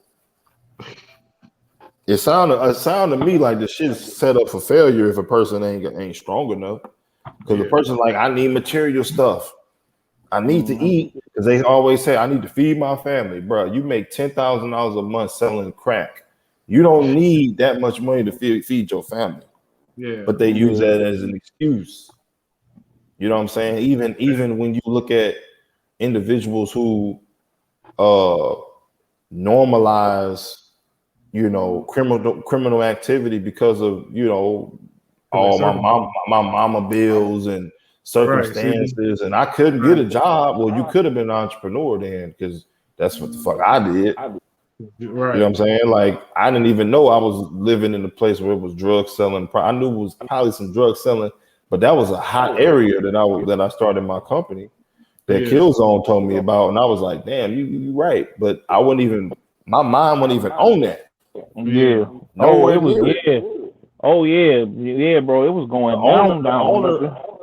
The owner of that place was on crack. The owner of the whole motel thing. I learned that from the manager. Yeah, was on crack. Wow. Dang, that's why it was like that, huh? It was just all run down and yeah. So shit, you know what I'm saying? Like this demon time shit, bro. Like what you get from it is materials, fame, fortune. You get all that. So when a person, the same thing though that you get from being on God's time. See, I was gonna just go into that. You shouldn't pray to God for material things. Mm-hmm. You should pray for wisdom. You should pray for guidance, vision, discernment. If you praying to God for material things, watch yourself, nigga, because you might not be praying to God. You hear me? Which God you praying to? Because God don't reward you in materials. Look through the Bible. It never was materials. It was you. It was the cherry on top for doing some other things. Is when you got all that stuff. But when you praying for direct material shit, this prosperity preaching shit, they leading you down the pathway of the dark side, bro. Because the dark side, it gives you that faster and direct. And that's why that's it does. And that's why in music, that's the most popular genre is the drill, the drill, kill type music. Yeah, because if you kill your op, I feel like you take over the block, bro. If you kill your op, you take over the block, which means you make more money immediately. Mm-hmm. Yeah. And you get not even that, you getting paid to kill. Yeah. Because they put money on people. So yeah, you got people that's lost, bro. That's on that time, bro. That's into that. So this whole stay dangerous. Listen to that word, stay dangerous. That's just terrible fucking words to say. You dangerous to other people and you dangerous to yourself, and you want to be in that mode forever. Mm-hmm. Man, I'm glad that you bringing that up crazy, like that. Because like I say, I can see it from your point, and I also can see it why they say stay dangerous because of their circumstances, bro. Nigga, leave. That's bullshit. Nigga, leave. Nigga, what's the problem? Why you can't leave? I heard you. I mean, of course, I heard you, dog. As far as man, it ain't if you living somewhere fucked up, then get your money up and then leave. That's what I did, nigga. I lived in a motel on Hanley. Then I started Mic Check Global, and I moved downtown. Like as soon as I was able to get a little bit of money, I moved downtown to the artist loft, and it was $800 a month. Yeah. That ain't a whole lot of money. But nigga, it's $800 a month, and I'm living downtown, and I shot there as soon as I was able to make money. So niggas like, man, I'm just here in the hood, bro. That's bullshit. That's just an excuse, bro. Like you can live in any part, nigga. Okay, find you an apartment in well, I don't know. I forget the areas and shit. Maryland Heights. Find you a cheap ass apartment over there, somewhere by the airport somewhere, for $600, $700 a month. Get you a rent you somewhere. You can't stand in the hood. That's an excuse, bro. I don't believe that shit. Niggas love the hood. Niggas love that. They love it. That's they love it. Niggas love demon time. It ain't no you stuck. This stuck shit is that's an excuse, bro. Niggas ain't stuck. Cause I know dudes right now that's my clients that make $10,000 a month in the streets, and they still living with their mama house, trapping in the same house, and they say they stuck. And they say they stuck. No, nigga, you don't want to pay rent. You want to go rent cars every month. You don't want to move somewhere better. No, you don't. I mean, I be seeing niggas with now, since they put that STL Grills spot, you've been seeing a lot of niggas wear jewelry out there now. Oh my God. It be fake in the motherfucker, but the niggas be having jewelry out there. And some of them do be having real jewelry. You are a complete walking lick. And guess what? Ever since the STL Grills have been there, how much has the crime rate shot up in St. Louis? Going on skyrocket. Them is going up. Folks getting their chain snatched. People getting shot up. There's more shootouts than ever before. Right. So guess what? If you was to get a grill or get you some chains, why don't you just live downtown? Yeah. Not even there, because they'll come down there and they ride downtown. And if they see you downtown, I'm talking about a high rise. I'm talking about one of them high rise apartments. Yeah, apartments, lofts, bro. Basically. But I'm gonna have them chains on, and then if I bring a girl through, and then she go back and tell Pookie, then they gonna come through with the, but that's, you gotta watch. But see, that's the thing. If that's the thing. So whoever you bring home, you shouldn't be bringing home nobody like that. That's your choice. Right. Because Chop Squad lived in the arcade lofts forever. Dave, don't put it. He don't live there no more. Though. He moved. I know he don't live there no more. But he was there. Everybody knew he was there, and nothing happened to him. Yeah. So a lot of the reasons, because people want to work with him and things like, he ain't got no beefs out here, nothing like that. But still, you got vultures out here. I thought he should have left way earlier than that, because people knew where he was at. Yeah. But he not a rapper, so it's like ain't no real beef with him. You know what I'm saying? It's like they need him. They need him for the beef. Yeah, ain't nobody. They gonna, if anything, they gonna protect him. Right. Exactly. So beef. Right. So, but my point is, if you the type of person that is doing what you're doing and you wearing this flash and you wearing these chains and all that shit, you need to be somewhere where it's less threatening. Where you living, you can't be nowhere where you wearing all this jewelry and all this chains and flashing this money. Because think about it. But think about it. When they shooting these music videos and they putting all that money in the cameras, like, it's people that's homeless, like right down the street. So they love to be the king of their block in their neighborhood and be around other peons and shit. And peasantry and all this shit. They niggas love that. You put it all in your face. That's demon time shit, bro. They love when a nigga beg them for some money or want to be around them because they got money, because that's demon time shit. Why would you want to be around your own people struggling and just you want to see that? Instead of giving them an opportunity and using, or just moving to where you got competition. Like in Atlanta, I stay in Buckhead. I don't stay in those South Atlanta where's the ghetto and shit. I don't stay over there. Right. So if you ain't staying in Buckhead or somewhere that's affluent, somewhere that's like North Atlanta, even if it's not Buckhead, North Atlanta where the rents is higher, you want to live in South Atlanta and shit. And the crowd, out of the hearing the siren shots all night. Right, like you want to live there because you keeping it real, and it's like where the hood is, and you just like being in the hood. Like, that's just ignorant, bro. As a mug, But again, our people like demon time. That's they shit. That's they shit. I've seen like little kids' birthday parties, bro. They playing Megan Thee Stallion. Yeah. They playing Cardi B. Right, they playing Megan Party. Drill music. And little kids' birthday, we supposed to be playing Barney and Power Rangers. Like, no, and they ain't playing that shit. Hip Hop Harry. They playing hood, shoot 'em up, bang bang music, and they talking about pussy and all that shit while you got little girls running around. Yeah. They grooming them up to be my oldest is 12, bro, and he know you ain't just finna straight up just listening to no cussing words with me. If you want the aux cord, you better.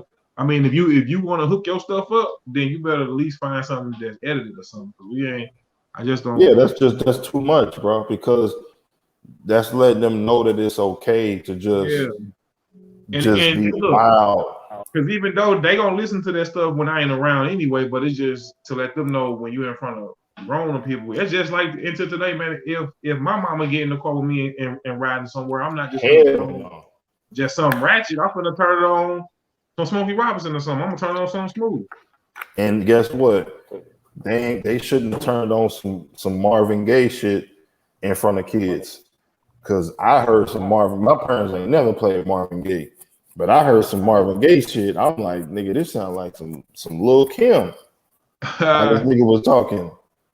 I'm like, some R. Kelly shit. I'm like, damn, this nigga was kind of graphic though. Yeah. But again, bro, that like I said, it's just we in these days and times where it's just like, hey, You know, you just gotta get yours. You know what I'm saying? And just live your life and try to carve out the best shit for you. Cause shit, trying to just wait for other people and we as a people coming together, shit, that shit is not happening, bro. Yeah. It's not enough of us to just do that.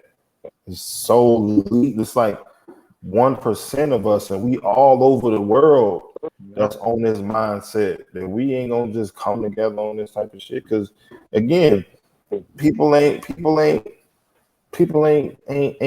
even the 1% people that get it, they gotta be motivated to even work together because they got their own shit going on. They ain't even trying to work with another person. And then making it realer is like I just told on, keeping it realer. Like, yeah, we all gonna support each other and all that, but keeping it more real is gonna be putting them dollars together, man, and really like figuring out, man, if we can make it more realer, because supporting and all that's free. I mean, well, you know, man, when it comes to social media stuff like that, like, man, if you sharing somebody's stuff or if you big, hell yeah. But let's figure out, man, how can we put our money together and then maybe, man, build something together. Niggas who put their money together, they gotta do but that's the problem with our people, bro. Our people don't like leaders, bro. We only like leaders that are mainstream. Yeah, clout leaders. Nigga, I done dealt with so many people, black men, that if I didn't have clout, they wouldn't listen to me, no matter what if the shit was right or wrong. I mean, yeah, exactly. Yeah. Because black men as a whole don't really pick their own leaders and don't really come together and say he's our leader. And for him to be our leader, these are certain parameters that he gotta qualify for. Yeah. But guess they ain't nothing like that. So that's what they want you to be a somebody. Right. So when I was talking to Zone about the black manosphere, and I was like, it's a good step, I guess, but it's entertainment, and it's not our own. It's still not on our own YouTube page, our own YouTube type website. Yeah. So that still ain't established. We really don't own none of it then. And then on top of that, it's not to the point where it's owned, and then it's not to the point where you got individuals that really, really want to be independent. Yeah. Exactly. Because if you wanted to be independent, you would have, not only would you have your own website, you would have your own website on the blockchain, which means that nobody can shut down your website because it's on the fucking blockchain. Period. So you can put up whatever the fuck you want to put up on your own website because it's on the blockchain. We talking about crypto now. You know what I'm saying? So people don't even know you can make your own websites. Man, that's been around since forever though. That I feel like we all should. I mean, I feel like, man, people should already been using social media to drive traffic to your own www.whateveryourepping.com. Like, if you're gonna use Facebook, Twitter, Instagram, Snapchat, or whatever you use, you should definitely be driving into your own website. Now, it's cool to use their stuff now for sure, but we don't. Like I said, so if they wake up tomorrow and say we finna shut it down, it's just gonna be shut down. It's over. And that's why I said with the black manosphere, it's a I wouldn't even call it a start, because all it is media. It's not, and they're still reporting on ignorant shit because they gotta make money. So it's really just a media business. Yeah. It's not really a movement, really, because just because you have media doesn't mean that you're covering the media that people need to hear about. Yeah. But they ain't gonna. But see, the thing is, and they had a negromanosphere.com now. But what I'm saying, I hear what you're saying. Huh? They still got it. It's still running. They're still putting articles on it. They still, putting the stories up that need to be put up, like you said. But it's like with the people that's in the, but it's the people. O'Shea, I told O'Shea about my crypto mentor. And he And said the he nigga did not want to put him on there because he said black people ain't into crypto. And he right. I said, he well, said, goddamn, nigga, well, he shit, said, this would be an opportunity for the nigga to get in tune with it. Right. But he didn't did that before though. That's the thing. He didn't did it, and people didn't watch it. And That's it's like my whole point. they about asking money. for It's about business. Well, That's my whole point. It's his people that's asking for it. It ain't necessarily. He still put those interviews out now. He still put that content out. That shit ain't really out like that no more. I ain't seen that shit. No, I'm just saying he got a whole other channel. He got a whole other channel he could put it on. He do. And then now, he got the African channel. He got the African channel. He But could have people put that interview on the other channel and left the nigga shit for his main channel then. Right. That's what he do. No, he just don't not. do it. He just been doing that because Bro, people been I'm the wanting to see nigga it. who introduced you to him. I know this nigga. I talked to him. What are you talking about? You did put me Soldier on Boy to you it, real quick, bro. That What boy the Soldier Boy you, bro. He said, man, I talked to this nigga multiple times. I talked to this man multiple times. I'm saying that O'Shea Flawcast. Yeah. If you saying what you're saying, he should put all of that shit on a other channel. It can either be his vlogcast or just a complete fucking channel for it. That's what I'm saying. Well, just like how he got the King Ganda channel. Yeah, he got that for the Africans and shit. Yeah, he got that. He could have had a whole channel dedicated to black media that was positive, not just having a nigga shit channel. If what you're saying is what you're saying, just create a whole other fucking channel for it, bro. It's easy. Period. But what it is he about that money now. He about that algorithm now. It's just a fact, nigga. Like, he about that algorithm. Well, he is making businesses over there in Africa and establish. He's trying to move on. That's not what I'm saying, bro. That's not what I said. I know he about that money. Media come on now. The media part is to what does media do? Media is supposed to give you stories, right? Mm-hmm. That's what the media does. The only stories that he is telling is nigga shit stories. You right. Okay, he say it all the time. Like when I was putting that stuff up, y'all wasn't watching it. So then put it on another channel. But if all right, so this is like with me, right? I got my point is put it on another fucking channel, bro. So at least the people who care got access to it. Be like, look, this is a channel for this. It ain't like King Ganda. He said King Ganda hadn't even made him a lot of money, but he spent a shit ton of money on King Ganda. Yeah. I'm critiquing my dude because I like what he does, but his moves don't always be making sense. Yeah. If you invest all this money into King Ganda, okay, for the African, I think what he doing is he feels like in America, and he said this before. He feels like in America it's kind of a lost cause. Like he been saying he gonna move to Africa. He still said that don't make no sense to him. No, because he he hit the ground. But I'm telling you what he said. He said he hit the ground over there in Africa. He learned what he needed to learn from the people that was there. He was talented. They want, they like Bollywood movies, so they wanted, what I'm saying, they got him in there doing that. He doing the podcast over there doing that. He got the Struggleville series doing that. He over there investing in different industries, and he done found different brothers over there on the continent. So he investing in that because that's gonna be his move. So he got to run the bag up. So if y'all not watching bro, you know damn well, them niggas currency ain't as good as the US dollar. No, but what he's saying is they gonna have. Listen to me quick, real quick. You know damn well the US dollar is better than any African currency. Let me say what I'm saying. If this nigga was charging niggas to be on that black media channel, that would make his money. Yeah. If he said, you know what? I'm doing 500 an interview. Let's do it. Every black male professional is gonna pay this man without fucking question, with no questions asked. They gonna do it. Mm-hmm. So what do you mean by running the bag up? The bag is already there. But what he's saying is he don't want to do. He did the 4-5 hour them shows. They wasn't getting. You don't have to do that. You can do that. You can do that for 30, 40 minutes. Interview somebody.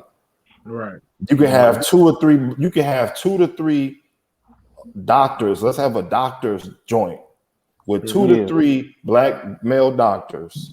He did it. Didn't he do that like 2-3 months ago? He did do that like 2 or 3 months ago. I'm saying, though, bro. My point you want to do it on a regular basis. You want them to do it on a regular basis. My like, nigga, it's not that difficult. You can make 10 Kevin Samuels videos in a month, but you can't do this. My nigga, no, we're not. No, I'm protecting you on that. Okay, well, he want his money. He want his money the way he wants to get his money. The easy money. Right, because guess what? Cool. No, it's not really cool because what you represent is something much bigger than a bag right now. Because he always say that. Well, yeah, right. The nigga always say, he about the black men are perfect. Well, this, that, and the third. That's cool. Shit. But you pissed off one of my mentors that listen to you because of what you said. He said, "Well, if a nigga's a millionaire and donate to my shit." Elaborate. Hold on, man. Tell me what happened, man. Look. Shout out to O'Shea. The views and you piss off one of my mentors. All the views and the views and shit, man. Fuck all that, bro. I showed my mentor what he said. He said, "If that nigga's a mentor, like you say, tell that nigga to donate." That's bullshit. Is that what you said, though? No, that ain't no, what that's he what he said. That's what O'Shea said. Nigga, he said if that nigga's a millionaire, tell that nigga to donate. Well, he did have some bad experiences on there. Like he had some people. He had some people that he interviewed. They come back and they did some. He didn't put these folks. He put Donovan Sharp on. They stabbed him in the back. He put Angry Man on. Stabbed him in the back. That's his discernment. He knew what time it was. He should have signed contracts with these niggas. He should have paid niggas for consultations. I don't fucking know. But that's his business. You can't. But you ain't gonna always know when somebody gonna pull something. Like you ain't gonna always know. Somebody gets slick on you just like this. That's my point. He shouldn't have. If he was charging them niggas for consultations, he wouldn't have gave a fuck. Mm-hmm. But he decided to get these niggas all this game. That ain't their fault for doing what they do. That's his fault for not doing his business right. Well, that's why he learning now that I'm not sitting. He's doing business with everybody, and I can run this bag up by doing. Y'all want to hear this? Because the game is to be what? Told, not told. But he wanted. But my point is this though. This is what Hayes said again. Why do niggas not want to help niggas no more niggas? Because they helped the wrong niggas. He had babies with the wrong niggas. he got in relationships with the wrong men. Now he's blaming all the men. Now my mentor got to take the heat of a mistake he made with other relationships. Right. That's the same thing we say to females. That's bullshit. So I literally screenshotted that message and sent it to my mentor. And my mentor was like, I'm good.com. That nigga messaged me and said, I'm good.com. He first of all, he didn't ask to be on his show. I wanted him to be on his shit. Because the nigga is amazing on what his information is that our people need to know. So he said, well, that ain't something that black people are into. So I'm not gonna he know he worked his audience. Like I can't get I gotta say Nigga, that don't make no sense when you say this. Okay, I get what you're saying. I get what you're saying. I get what you're saying. Let me say this real quick so we don't have to stay on this too long, right? I went to Berklee College of Music. Mm-hmm. Their mission statement is I can't remember the whole thing, but I'm paraphrasing. The study and application of African American such and such of jazz and such and some other shit, because jazz is an African American craft. So the study and application of African American music, da da da da. It's a plaque that's in one of the small buildings. I don't remember where exactly it is. It's not on the front of the fucking school. It's somewhere that these black teachers have fought for years. It's a little plaque that's in one of the buildings and shit, because buildings are different places. Now, why did I say that? I said that because what they do is opposite to their mission statement. Yeah. You see? So with O'Shea, what is his mission statement? What does he always say? So it shouldn't be about no fucking dollar amount of what I just said. It should be about your mission statement. Yeah. So that's my whole point is, if your mission statement is this, this, and this, when it's time for that, you should be acting on it. Yeah. That's just a critique. And guess what? Them relationships that you had with these other men that burned bridges and all this type of shit. First of all of y'all was in cahoots of trying to build this algorithm in this community up in the first place, but it never really was to build the black man group up as a race. It was to just get some algorithm money. Right. Let's just keep it above, bro. I'm gonna just say this too. I'm gonna say this because let me say this last point. You can go. I was in the conscious community before. Yeah. These people that's talking about Africa and consciousness and da da da. It reminds me of the black church. They say all that shit to just get some pussy and some money, nigga. So the same thing. Wait, hold on, wait. Last point. I'm gonna let you go. So the same thing happened in black consciousness, and the same thing happened in the black manosphere. It's the same.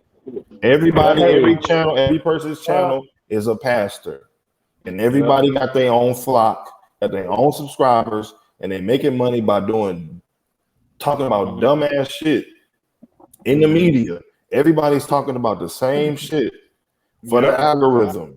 Cause I'm gonna say this too. D, it's like, are you gonna? So if you are YouTube too, because I fight with this all the time. Because I know if I go and make some vlogs, put that little video hat on again, then I'm over here looking for it. Put that little video hat on. Your mission statement is different. No, I can't. I was gonna let you go, but I can't let you go down. No, I'm asking you. I'm just hold on, D. Let me finish asking the question.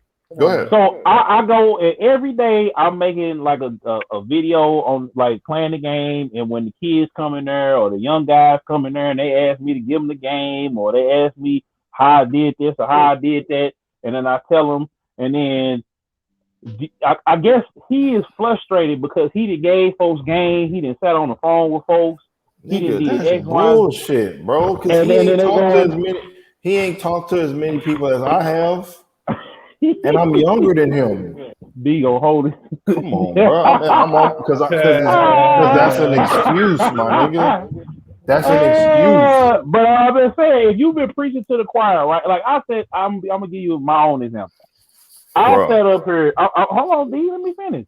I sat up here and told these kids step by step. These 18, 19, 20-some-year-old. They was like, bruh, I'm sad because my girl don't want me, and my mama's a failure, and she keep unloading on me, and I'm depressed, and I'm smoking, I'm drinking, I'm trying to get this, that, and the third.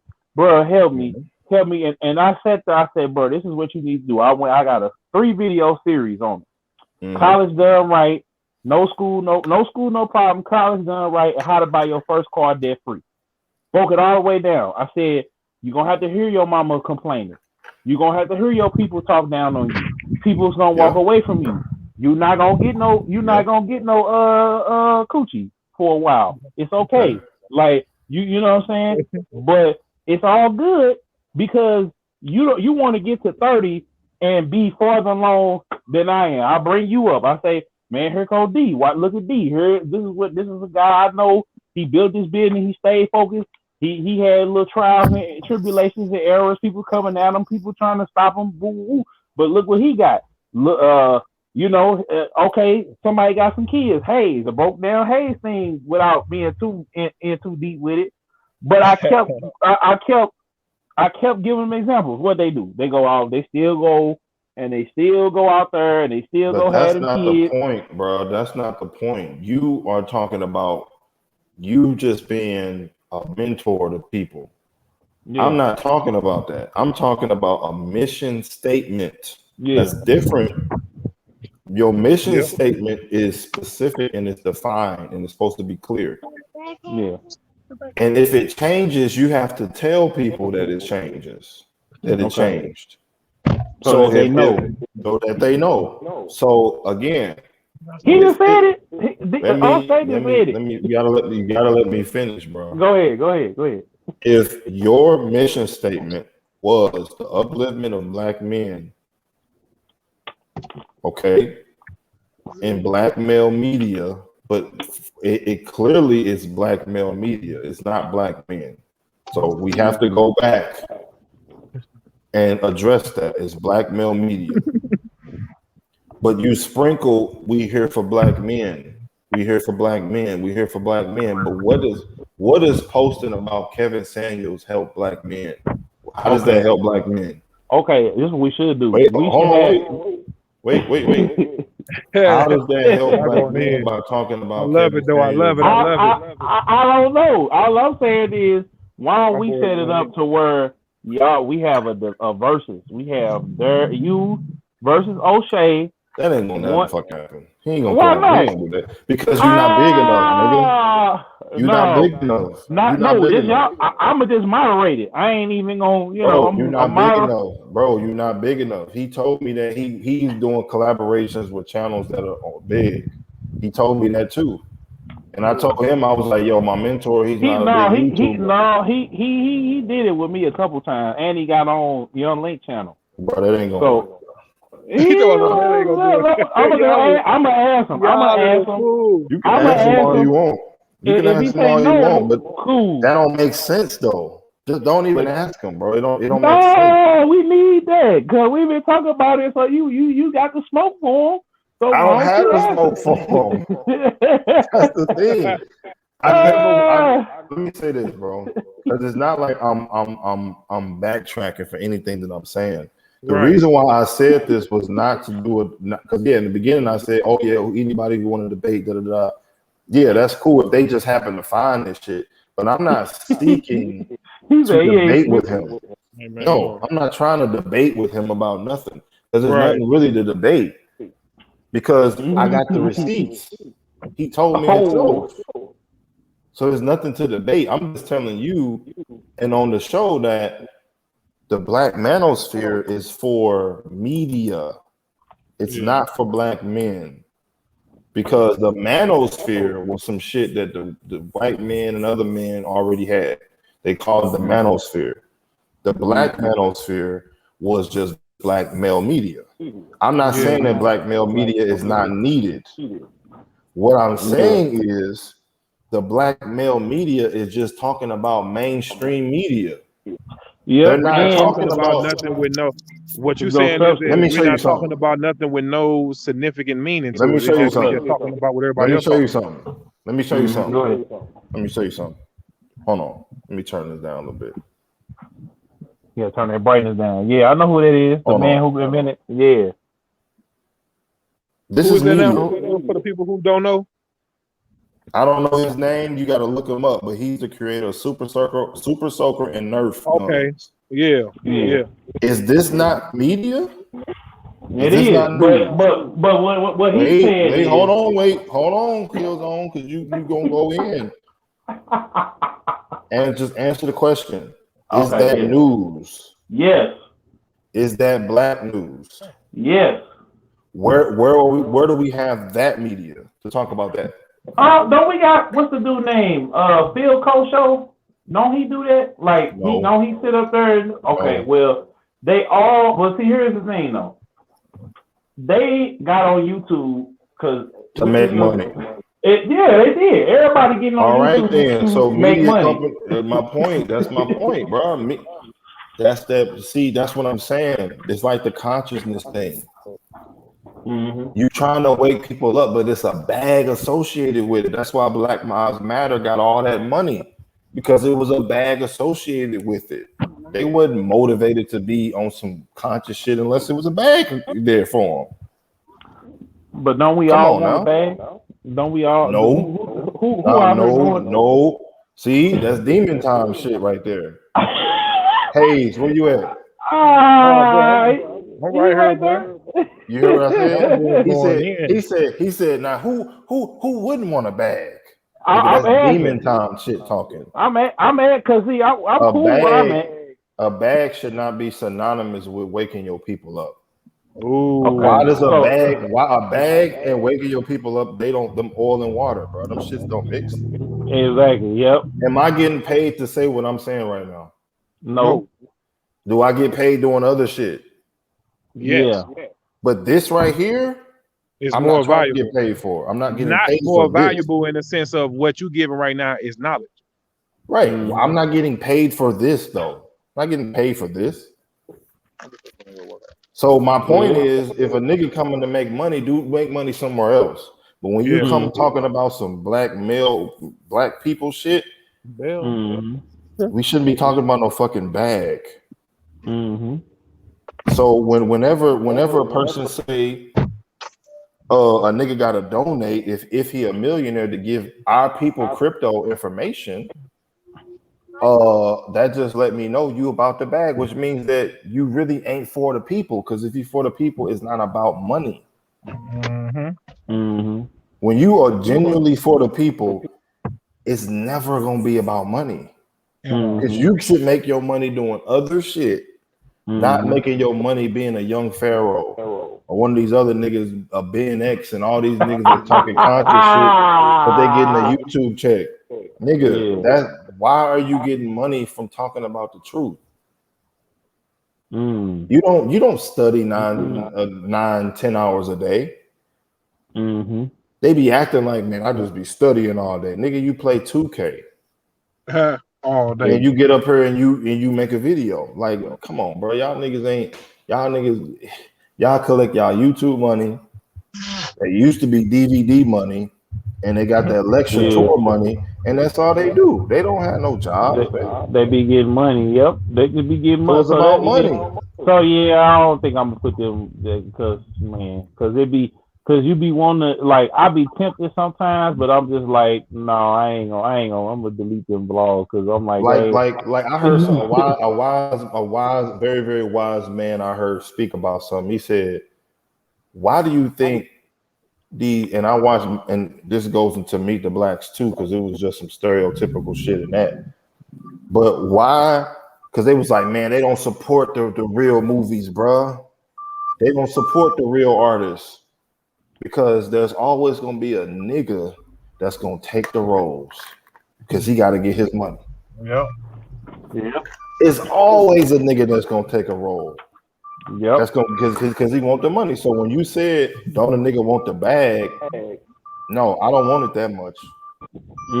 I go get it doing something else. I'll just ask you the question just to ask the question because you. Yeah, I know, but that's what I'm saying. Like that's demon time shit. Yeah.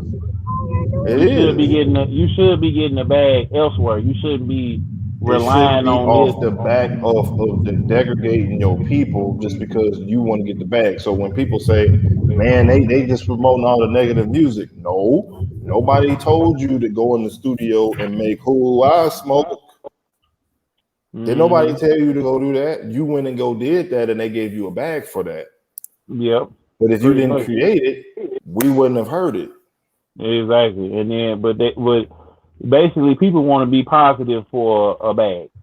Or people want to be negative for a bag. If it's a bag attached to it, they want to be yeah, but it's like not genuine, bro. They're not genuine.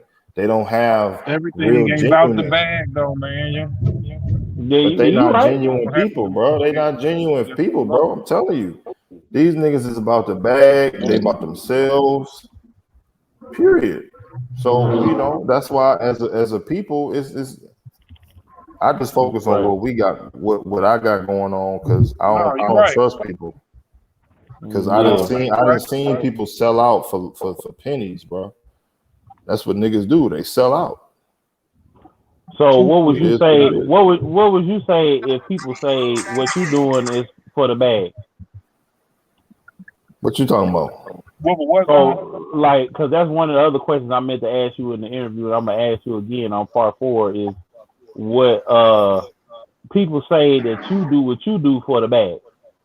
Like, I remember when I watched the thing with you with all the tastemakers in St. Louis, and they was all down your throat asking you, well, why does your service cost this amount of money? See, that's ignorance because that's an actual business. Okay. Right. Yeah. So Okay. that's not waking your people up to be more self-sufficient. That's a business. Okay, because I know the answer. I just want you to say. I just want you to say. Like if somebody like, well, why are you charging what you charging? Because it's a business. But if you trying to help the artist though, you know. No, helping the artist is like helping you open up a restaurant or helping you start a cleaning company. You're gonna need money for that because it's a business. But waking your people up should not be a business.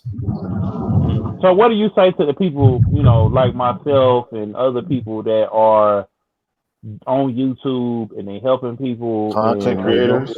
Yeah, I'm 50-50 on content creators because it's the new TV. So it's a new distraction and people are not genuine. So you feel like you saying like, because I had a subscriber tell me, he was like, you being successful and you didn't switch up. You know what I'm saying? You didn't switch up. First of all, they saying who's they said about you or me? About me. They saying about me getting remonetized. Their level of success is warped because that ain't you don't look at that as success. I mean, actually I do, because I could be on and probably outdo academics in them. You know the numbers if I was on it still talking about the same stuff. It was always on it still on that type of time and just kept. But I'm talking about like if somebody was to say that, I'm expecting them to say you making a like a living income off of it to say you ain't switch up.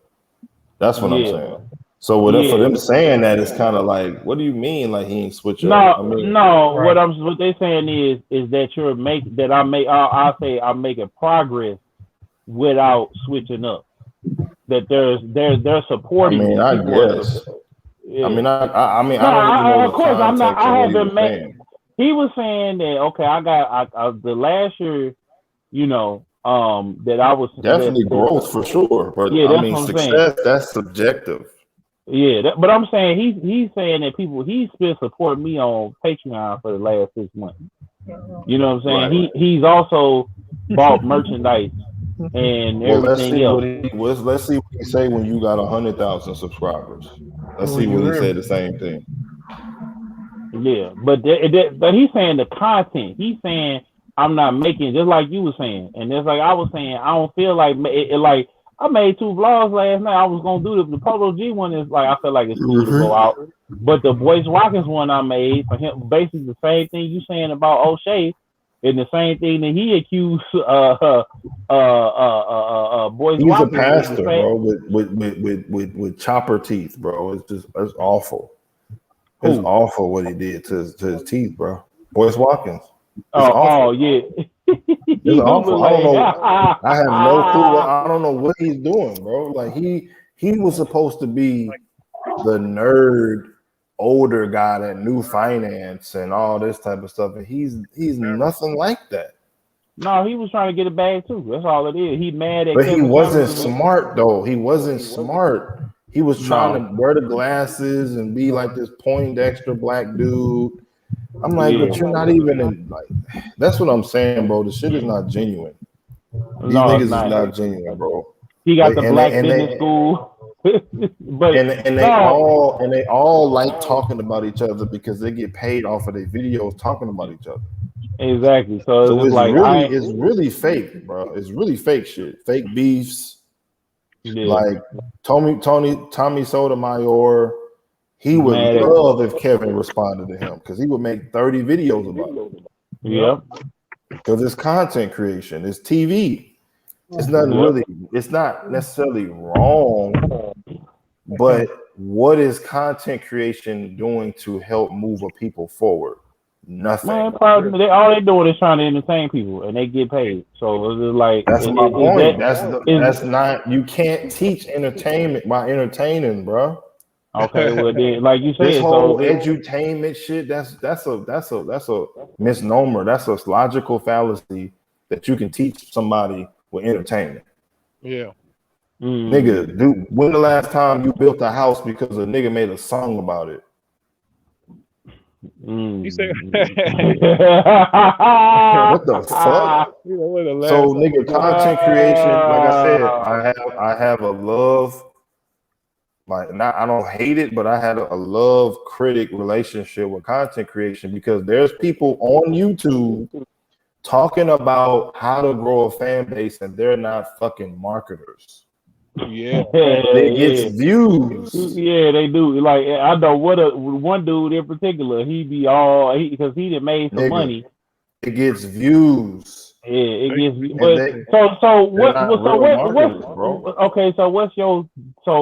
the thing is, they get money. So what's your definition of success? So if I keep like I'm just gonna say it like this: we keep doing what we doing, right?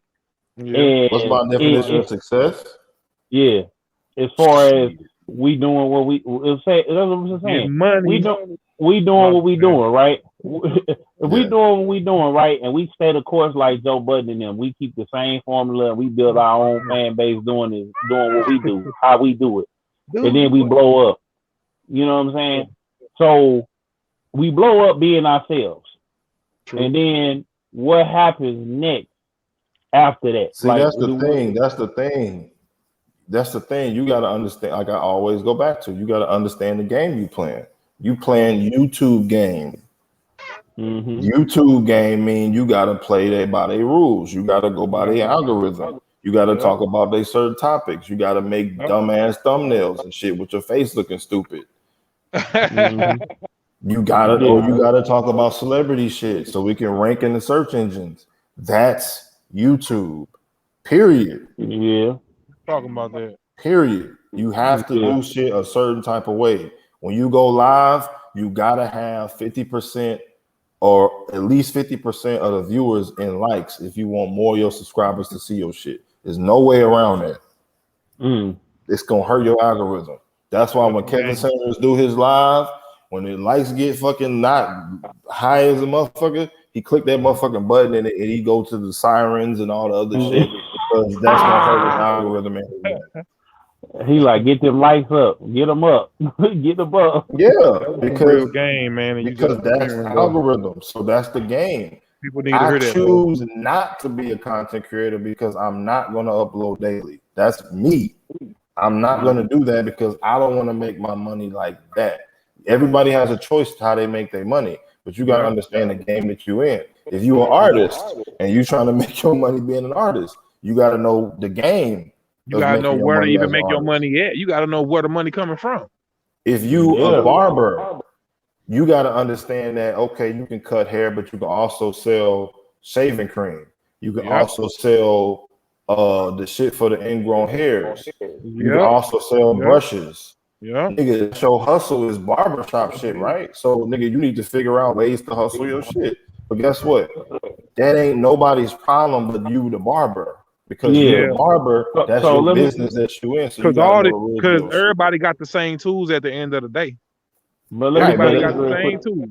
But at the same time, this the rules of the game is a barber. So it's a rules in the game of being a marketer, being a fucking YouTuber, being whatever. It's the rules. What's up? So let me ask you this question. So for me, right? So say I just stay the course, right? And I don't play the game because the game would be I could upload 5 vlogs today and keep uploading vlogs like that's 5 the game, bro. So do I mean, YouTube. That's the game, bro. Like that's the game. It's YouTube. Like it's a lot of little DJ academics out here that saw his formula and seen that it worked. Just talk about celebrity shit. It's the easiest shit to do is to talk about some shit that just happened. You ain't got to do no fucking research. Just be first and make a dumbass thumbnail. It's really easy. Your feet? Yeah.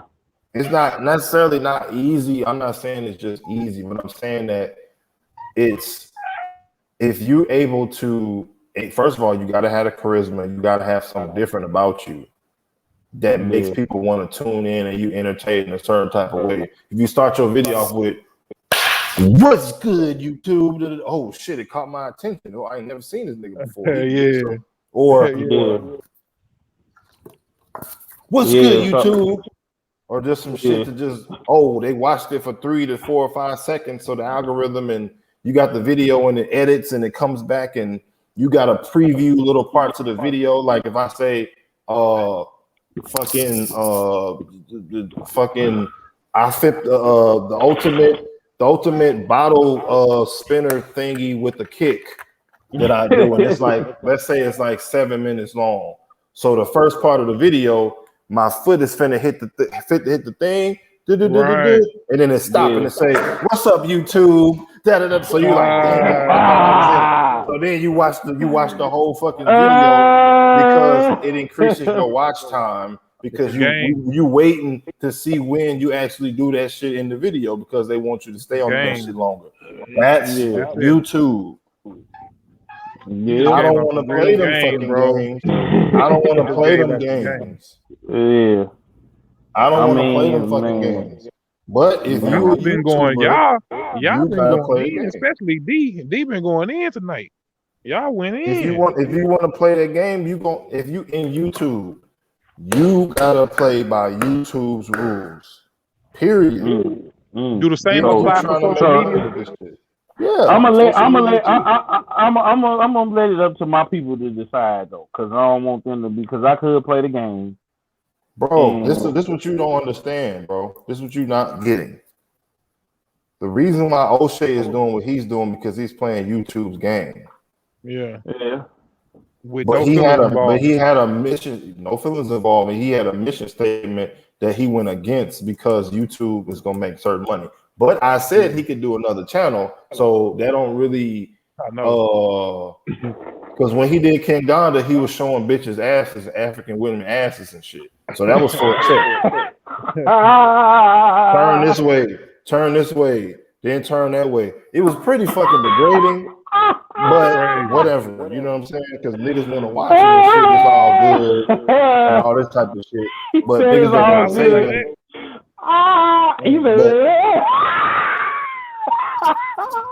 Cause you know that was some bullshit, bro. Like, really, nigga? Like, y'all cutting up, man. Cause she laughing because you know it's bullshit. You know that shit was bullshit. Nigga doing skits and shit. Now he found his niche, right? But now he done found his niche. He laughing instead of crying because he know what the fuck I'm talking about. Yeah, but you could have created a whole other channel for the real shit and just kept your bullshit on the other side. King Donda ain't gonna make no money. Nigga said it didn't make no money. Am I right or wrong, Killzown? He did say it. Didn't he say King Donda didn't make no money? Yeah. All right then. So there's no point. That's why I said there's no point to debate me. There's no point to debate me. I don't want to debate him. So I'm just telling you the truth. But all right. So that's what I'm saying. Like with me, I'm kind of at a crossroads of. Yeah, you can do YouTube. Like, what the fuck you mean? Like, you on YouTube, nigga? Like, either you gonna be a fucking beast with this shit or do something else. Like, this is YouTube. This is the land of the fucking algorithm. You gotta play by the rules. That's why I don't like YouTube. And guess what? It don't hurt my money by not being on YouTube. Instagram, Facebook, Spotify, you know what I'm saying? But YouTube, I market on YouTube, but I don't have a YouTube. I'm gonna say this. If I do go back to doing vlogs, it's only to turn everything up for the realness. With no feelings involved, man. You can't even care no more. I mean, still do a piece that's gonna keep your integrity or your respect. Like I said, you can do both. Like I said, you can build your audience up and tell them this is another channel for that. Yeah. Like I said, it's based on your mission statement and what you want to do. Like people ask, hey, How many times you think people have asked me, why don't I have a label? A lot. Every day. Nigga, if I wanted a label, do you think I would have a label? Hell yeah. You do what you want to do. I don't want a fucking label. Right. I don't want to be responsible for a child that's 30 years old. That's a child though. Not a child that's 30. You know, he need his fucking he need his certain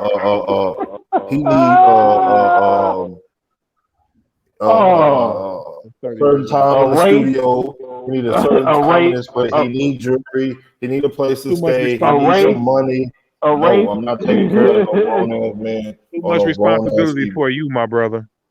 Exactly, but guess what? If I was a label, I would have to act like a label, and that means that I would have to sign niggas to 360 because I'm investing 100, 200K. What you provide is a department of a label. Is marketing. It's a department, but it's not a label because I'm not financially responsible for them. I'm not trying to recoup money from an investor, from a human being. The artist is responsible because guess what?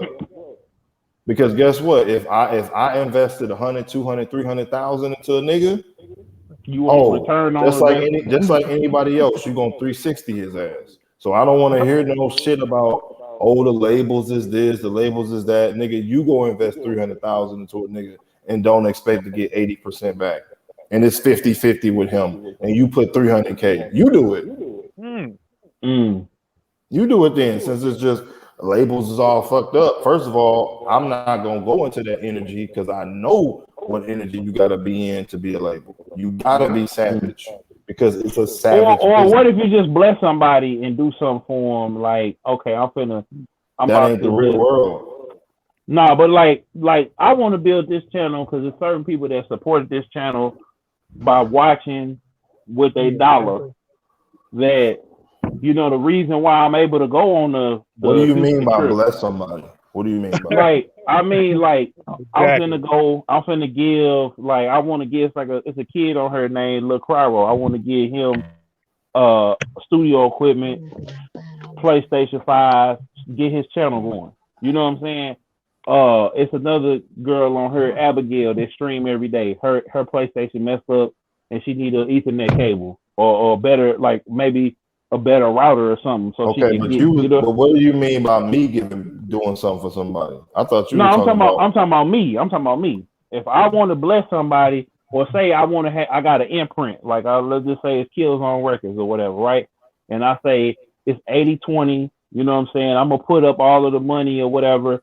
I'm gonna give you 20 because I ain't even tripping off of the money. Like if just let's say hypothetically we got a label, not just me, but just anybody come along and say we're gonna do 80-20. I'm gonna put the money up. I'm gonna recoup, and I'm gonna get 20%. Not I'm finna recoup. You just said off that of you everything. don't care about the money. That's not realistic. No, I'm saying like I'm gonna get the money I put into it. So say I come with. How you know you gonna get the money? But I'm saying like if I know that they consistent, and I know that they're human beings. You don't know. Yeah, well, that's what I was saying earlier about people switching on you. Like if I see the dude dropping 30 videos, that's different than a dude that invests money in you in an O'Shea situation. All right, so what you saying is if I just bless somebody, to be a label, you gotta look at these people as numbers. You can't look at these people as people. People. Oh, okay. So what you saying is why? Yeah. Because you can't sign just one or two people. You got to sign a whole bunch of people to make your money back. Exactly. And you got to bleed them dry until. So yeah, I'm just in the. And guess what? If you really shrewd, you got to take the money from that everybody else made and put it into that artist that really got the potential and blow them up and shrink everybody else's budgets. You hear me, Hayes? You heard what I just said, Hayes? Now, what you say, bro? I know he didn't hear it. I know because he would have responded if he heard it. I know he didn't hear it. No, I didn't. Yeah. So what I said was, if you a label and you got all these artists, you gotta use all these artists' money that, like, majority of these artists' money that they made, and put that money into the artists that got the most potential and shrink everybody else's budgets. Mm-hmm. That's what a label does. Of course. But that's what you gotta do. Because in whoever the that hottest business. at that time, everybody gonna turn their attention towards them. And guess what? You and the label got to get their money back. So it'd be stupid if the label didn't do that. It wouldn't be profitable. That's why it's But called a record label. is it a dirty business? Absolutely. And I'm not trying to do that to an artist. I'm not trying to get into their energy because it's not a good energy. Because you literally got to look at them as a number. So when you say it ain't about the money, you're not thinking as a label. Or let me just say this. Yeah, I want to build my channel up, build this platform up to where, you know, I could break Hayes off, break Sarazaku, Breezy and them off, break off, you know, the people that was there. Come really shop with you and really blow it up. Then I want to go, you know what I'm saying, and give to the people that have given unto me. You know what I'm saying? The people on the channel, family, and stuff like charity. that. That's not called a label. Okay. Well, I was saying more so that it's like maybe an imprint or something like that. So let's take the label thing off the table, because then that way that's not a label. Because people could go ahead and do what they think, go do their thing. Because I was thinking on both ends, charity, and let's start this label. And have realistic. That ain't no label because you can't. Okay, do so that. if I do a label, think about like let me give you an example. Look at Dirty ENT. Why do you think them niggas ain't signed nobody? Well, you already know. We already got the answer because they wasn't trying to take the risk. Because they not sure they gonna get their money back. So when they signed the white boy. I forget his name. Yak Boy Fresh. They figured they was gonna get their money back because somebody at the label said, the major label said they was willing to pay him XYZ if they would brought him over there. See, that's the difference. So they saw it as a money thing. They didn't see it as a talent thing. They saw it, oh, this is a white boy that rap. Oh, that's a go. Because the big label said they're gonna give him $500,000, $1 million, you know what I'm saying, signing bonus advance. But Yak Boy Fresh, he said that he saw it was some evil shit going on and he went Christian. Oh wow. Yes, he did. That's what we heard from that nigga since. Yes, he's a Christian artist. Oh man, what is his name now? He ain't Yak Boy Fresh no more. Nope. That nigga turned totally into something else. Wow. But niggas don't know that though, because I remember when Ali said that in the interview. Yeah, he did say that in the interview. That's on Mike Take Over YouTube. Yes, he did. Go back and watch it. It's there. Yes, he did, but he didn't end up getting signed. But they haven't signed nobody officially to that label because they're not trying to spend no money with them people. With them artists. They're not trying to take the risk. At all, you hear me? Because they don't want to do that. First of all, nobody has the money besides Nelly. And he's not willing to spend it. Like we said earlier, we thought Ali had the money to do it. He didn't. No, Ali got some money now because he put his money in business and other things. But he got it now though. Yeah. So everybody thought that everybody was mad at Ali for years, bro. Yeah, they was. Now they mad at him because they think he broke, but he's not. So you can't please niggas, bro. Nobody. They wanted to have somebody to point the finger at, and now everybody loves Nelly again, and we back to shooting and killing each other. Man, you Before that, it's BN before Nelly all over again. So again, like I said, niggas want the world, but we're profit a man to gain the world and lose his soul. Niggas want the bag so fucking bad. You know what I'm saying? They willing to do whatever to get it. You know? Yeah, you ain't lying. So shit, if a nigga say, you know what, I'm gonna give to the black manosphere only if it benefit me money wise. Then you know what it is. It's just for money. It's not a real movement. This conversation been so good, bro. I'm out in the street. And I'm like, I cannot end this with my niggas. I'm like, I cannot end this. So I'm guess literally what? out talking about. And I'm guess like, what? man, my boys going in, bro. I can't stop my boys, man, because I've been dropping all game. Because guess Look, what? hold on. Guess what? You know, Well, go ahead. no, that was hold on. That was a shot. That Oh. was a shot that was fired. Hold on, I'm looking for the sound effect for you. Hold on, here you go, D. Here the sound. Here you go. Wait a minute.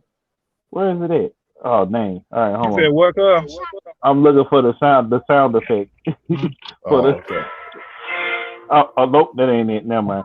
All right, well, you get Whatever, the idea. bro. Yeah. This nigga fumbled the fucking.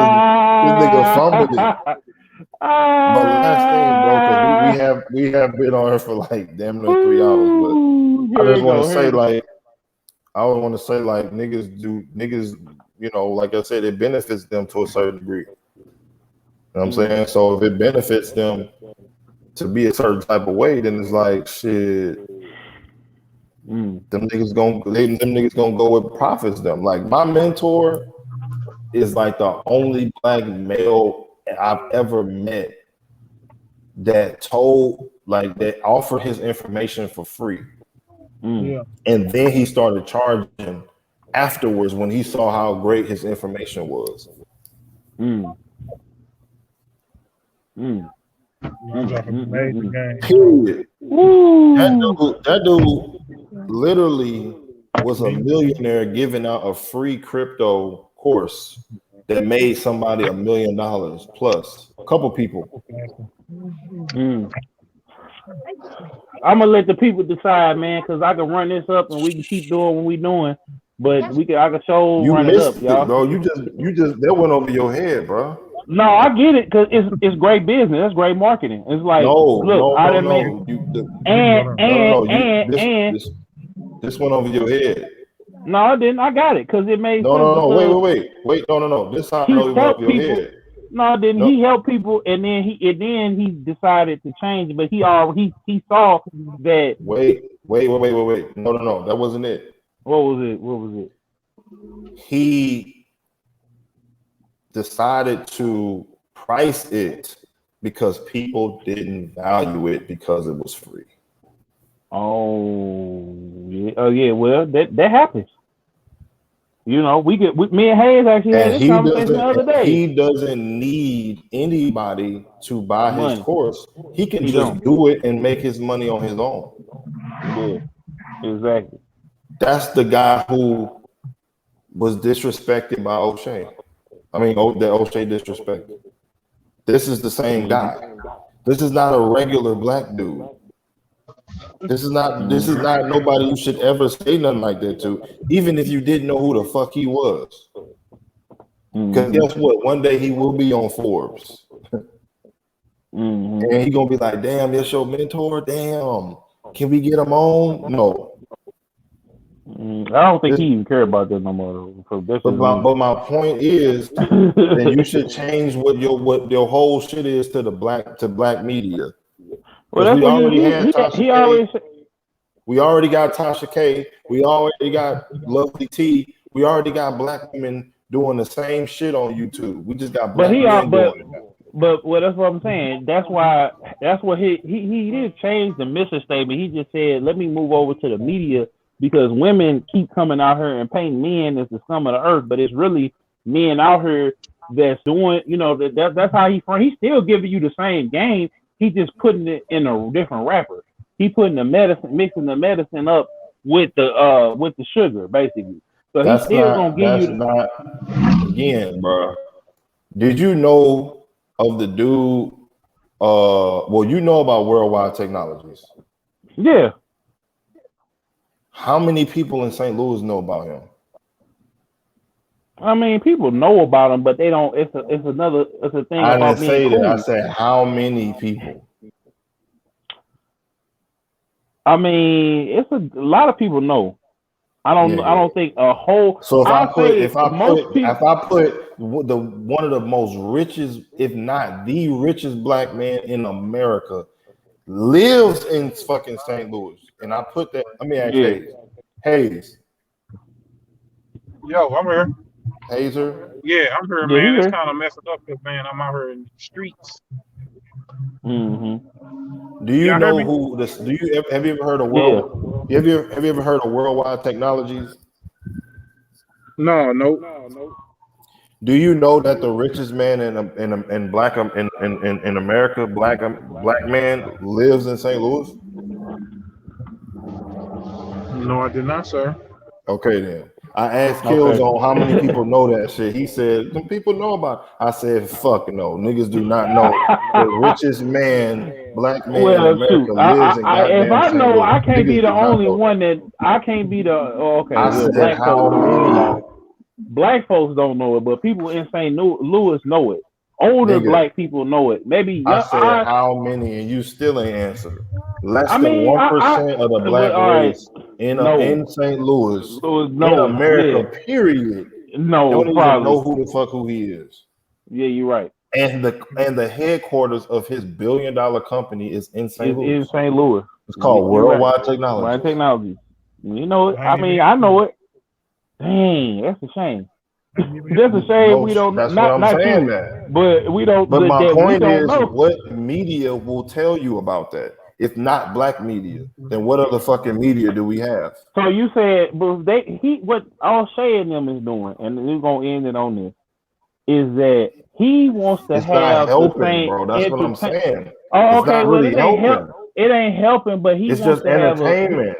He just wants. That's what I'm saying. He wants to have black. He wants a slice of the fucking pie of the entertainment algorithm money, bro. Let's just keep it a buck.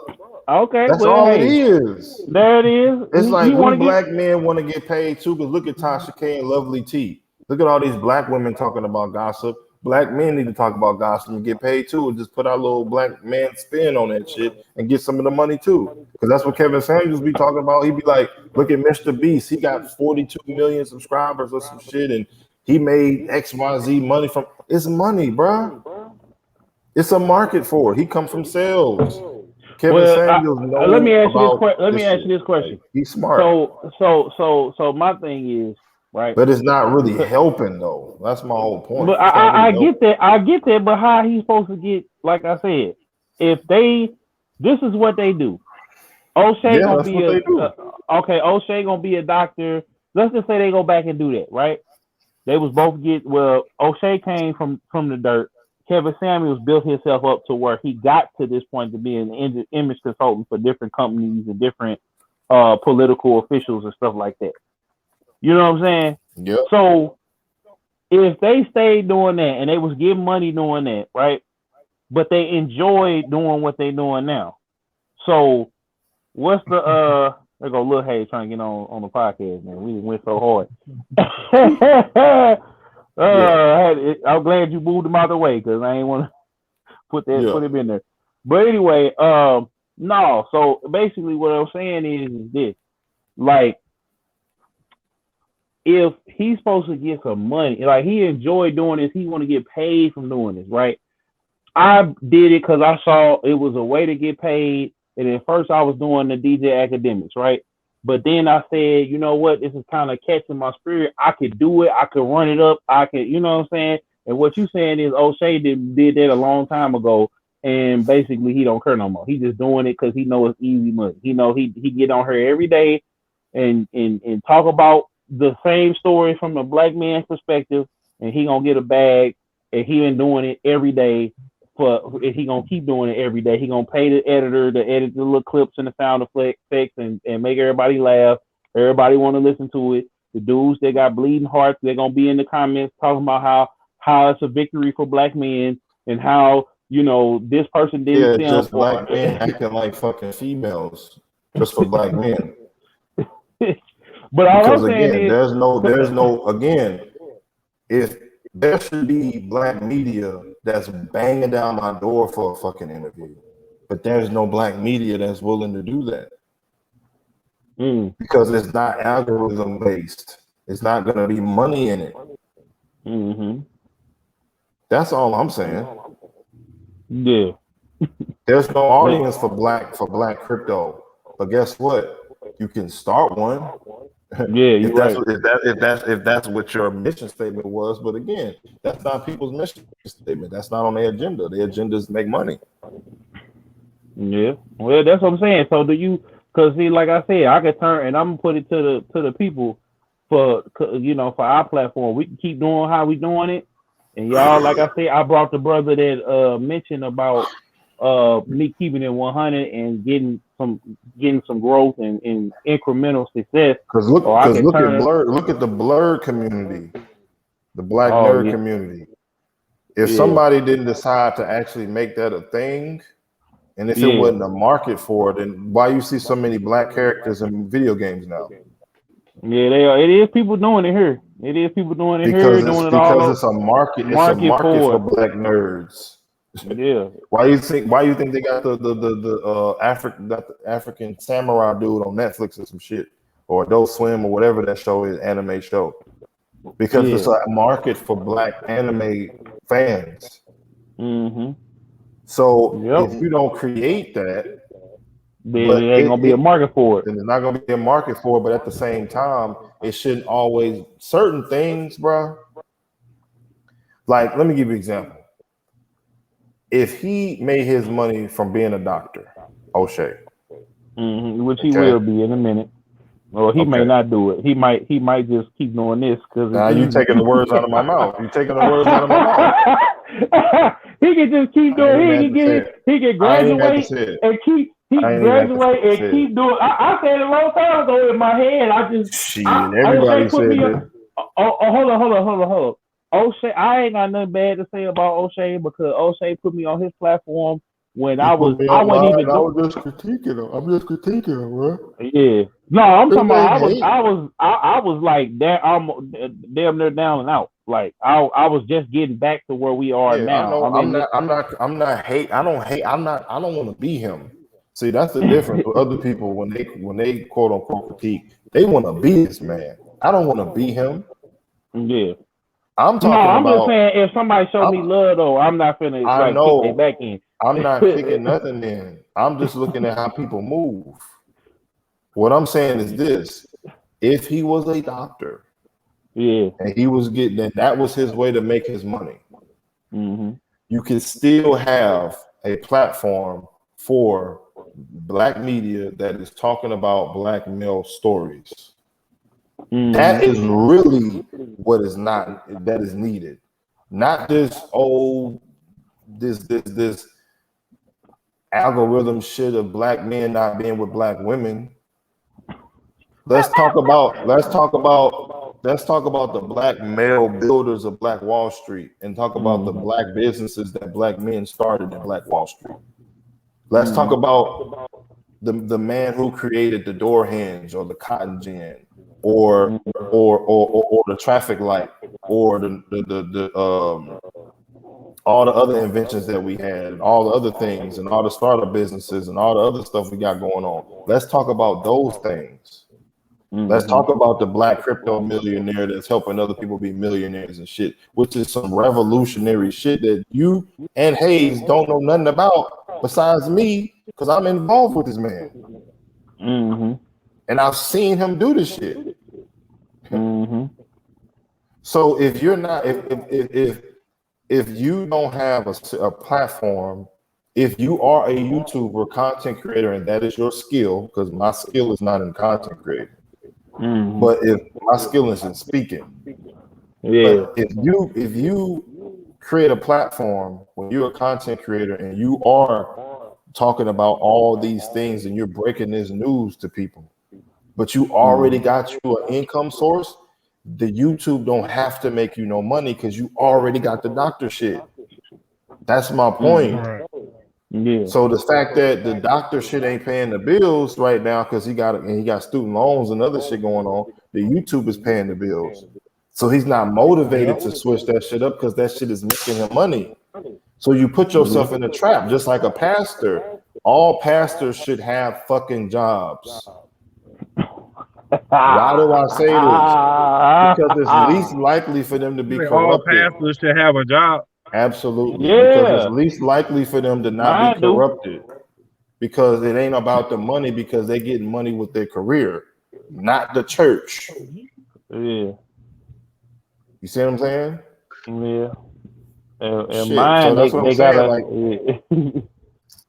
Shit. So any of these people that's Young Pharaoh and all these fucking people on here, they making their money from YouTube. They ain't got no job. They ain't got no career. They ain't got nothing substantial that actually creates money besides them talking shit. Period. Woo! I'm not getting paid for this on this live. I make my money doing other shit. Yeah. So when a person's trying to make money from this shit, bro, I'm telling you, it's a whole different. They sold and they sold income. They compromise. They don't even realize that they're compromised. Dang. Well. And that's the end of that man, shit. Man, because boy, this is a classic episode right here, man. This a classic right here. That's a You Ain't Lying segment right there. And I don't take back nothing I said. I don't take nothing back I said because it's the truth, nigga. If this how you make money, you compromise because you boxed in, nigga. You can't do nothing else but this shit. You ain't lying, man. You ain't lying, my boy. Shit, you boxed in, nigga. You gotta do the King Gondas and you gotta do the bullshit shit because you boxed in. That's how you make your money. But it's a bad look. It is a bad look. I don't give a fuck. That's a bad look to have our women. No, I ain't gonna say the truth. Braided in the street, talking about some. I'll give her 4 fucking cows for her. Fuck out of here, bro. You know that's ignorant, bro. You know that's ignorant as a motherfucker. You know that's ignorant. A nigga talking about he gonna give her 4 or 5 cows, nigga.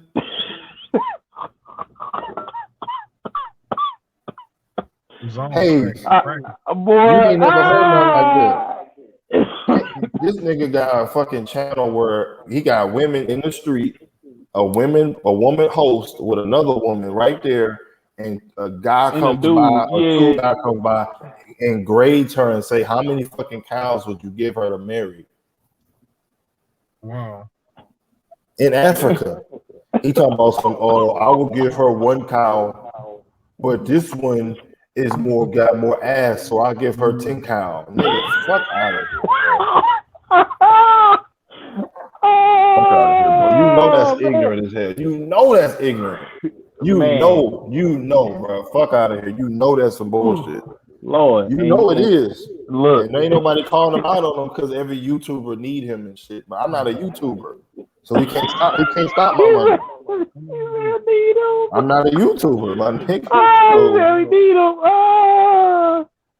I ain't gonna say I lead on say I just remember when people reach out, help, and do little stuff like that.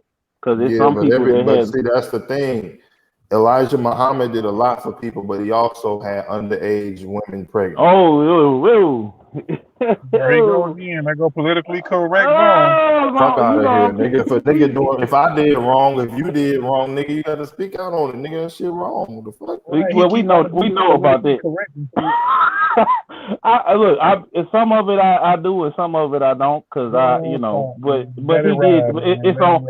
It's documented. So I mean, come on, like but they was mad at Malcolm. They was mad at Malcolm for exposing it. You right. I was just saying so they don't take down the video, not that it ain't true. You know, you gotta. I play the game, but I play the game to win because it's got to be spoken on. I'm not saying I know the story well, and it was messed up. Hey, I'm joining in on my other joint. All right, hold on. There you go. Hold on, he got another one. Yeah, I got it. So yeah. So boy switched over. he switched over. Fuck out of here, man. He want to keep going. You be politically correct and shit, bro. Hey, no, let's get it though. I was just, I don't want them to flag the video. I want you to say that was bullshit with that cow shit. I want you to say I know. I seen him do it, and it was funny as hell. But it was. Can you hear me now? Yeah, we can hear you. Can you hear us? Hey. All right, come back. You gotta go in the house, Hayes. You gotta go in the house. Do Hayes got daughters? No, he got 3 boys. 3 boys. Okay. Well, hold on. Let him come back and ask that question. Okay. But he got. So Hey, how many kids you got? Hey, Man, this how many stuff kids super you got? lagging, man. But can y'all hear me though? yeah, Yeah, we can hear you. How many kids you got? Hey, Huh? how many kids you got? With just you don't 3. want one. Yeah. you got How any many? daughters? I'm sorry. That's what I'm talking about. Man, this stuff super lagging, bro. I don't even hear it. You got any daughters? You got any daughters? Hey. Hold on 1 second. You gotta come Okay. back in, bro. You gotta come back in. I want you to He say that wasn't was even some going. bullshit. It was. It was. I ain't gonna lie. What? He said, All right, hey, he That's asked all I how need many to hear. kids you got. Yeah, how many kids you How got, many and do kids you I have got? any? And how many? Do you have any daughters? Hold on, man. I told you I can't hear you, man. Oh, okay, right. But yeah, it was some BS. It was some Okay, BS. then. All right. That's B. all I need to say. That's all I need to hear. He I'm just said trying to that's see if you're all I gonna keep it need. real. Yeah, of course it was. Of course Okay, it that's was. all I need to know. Like it wasn't. You done went outside. Shit, I'm leaving the office, nigga, because I gotta go back home and shit. But that's all I wanted to know. If you was He gonna keep it said, real, but like, I yeah, like mean, you could do that shit and lose money, but you can't mm. do what I'm talking about because it don't make you money. But that shit was Oh man. making you lose money, nigga. Fuck out of here, bro. That's bullshit. I don't give a fuck, bro. He said it out his mouth that Kingana shit wasn't making you no money. Damn. He said that shit. He did say it. Right. But he's still doing it though. Exactly. Yep. Exactly. And that shit is not doing shit. Yep. Hey, but I'm Guess waiting. I'm what? trying to wait on Hayes. You could have did what I was talking about and did the interview and put it on the other channel. Mm-hmm. And that'd have been Yeah. cool. So That's we gonna end it bullshit. off right here because it was some BS. Hayes back. Thank Now you. Hayes was asking Hayes, you you had 3 kids. I mean, how do many you have kids any you got? You daughters? said 3. It's a rap. I can't hear nothing, man. I'm we out go here in these streets. we gonna come back. We All gonna I come heard back. you say, man, is how many kids I got and what else? Do you have I any said, do daughters? you have any daughters? Oh no, sir. I got 3 boys. Right, Okay, 3 boys. I said it, but he wanted to hear you say it, cause Right, yeah, because I was gonna ask you a question regarding like women. Like yeah. if you had a daughter and somebody rated her based on how many fucking cows they was gonna give her to be married, would you consider that degrading? Yeah, it's We was basically wild on this saying, episode, man. We really yeah. We're gonna have to Yeah, it's come. We're fucking gonna have to come degrading, back. bro. I don't give a fuck, bro. It That's is. degrading as It is. hell. Well, we gonna And it come don't back, even make you y'all. no money by doing that. Exactly. So But it was. it's what it is, bro. It is what it is, Yeah. my nigga. So So I don't give a fuck. it's UA Live podcast. This is a UA Live segment, and boy, we was going in on this one tonight, man. Shout out to O'Shea. You know what I'm saying? It ain't no He ain't beef. gonna see this shit anyway. He gonna see it because we gonna put him in the we gonna put it in the comments in the show Oh, go notes. He ahead. gonna see it. He gonna see it. Go ahead. I'll send it to him. I ain't tripping. I don't care. It's just a critique. He said, It's "Boy, just he a want critique. I because you don't know care. he gonna go off. See, no, then I'm playing the YouTube game because you know he gonna go off." I don't care, But bro. anyway, man, it's CLW Hayes, DJKillzown Jones, man. It's a legendary episode right here. I knew You D ain't was gonna lying set it off. podcast. You know what I'm saying? And we getting ready to get up out of here, man. So yeah, It's a it's your healthy boy. critique off of real information. It wasn't no critique off of just me off some fluff.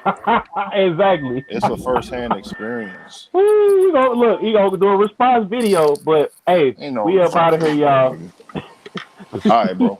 100. While others quit, stayed on our shit. The time is now. Notice on the door, landlord trying to kick me out. Back against the wall, I still keep a smile. Do it.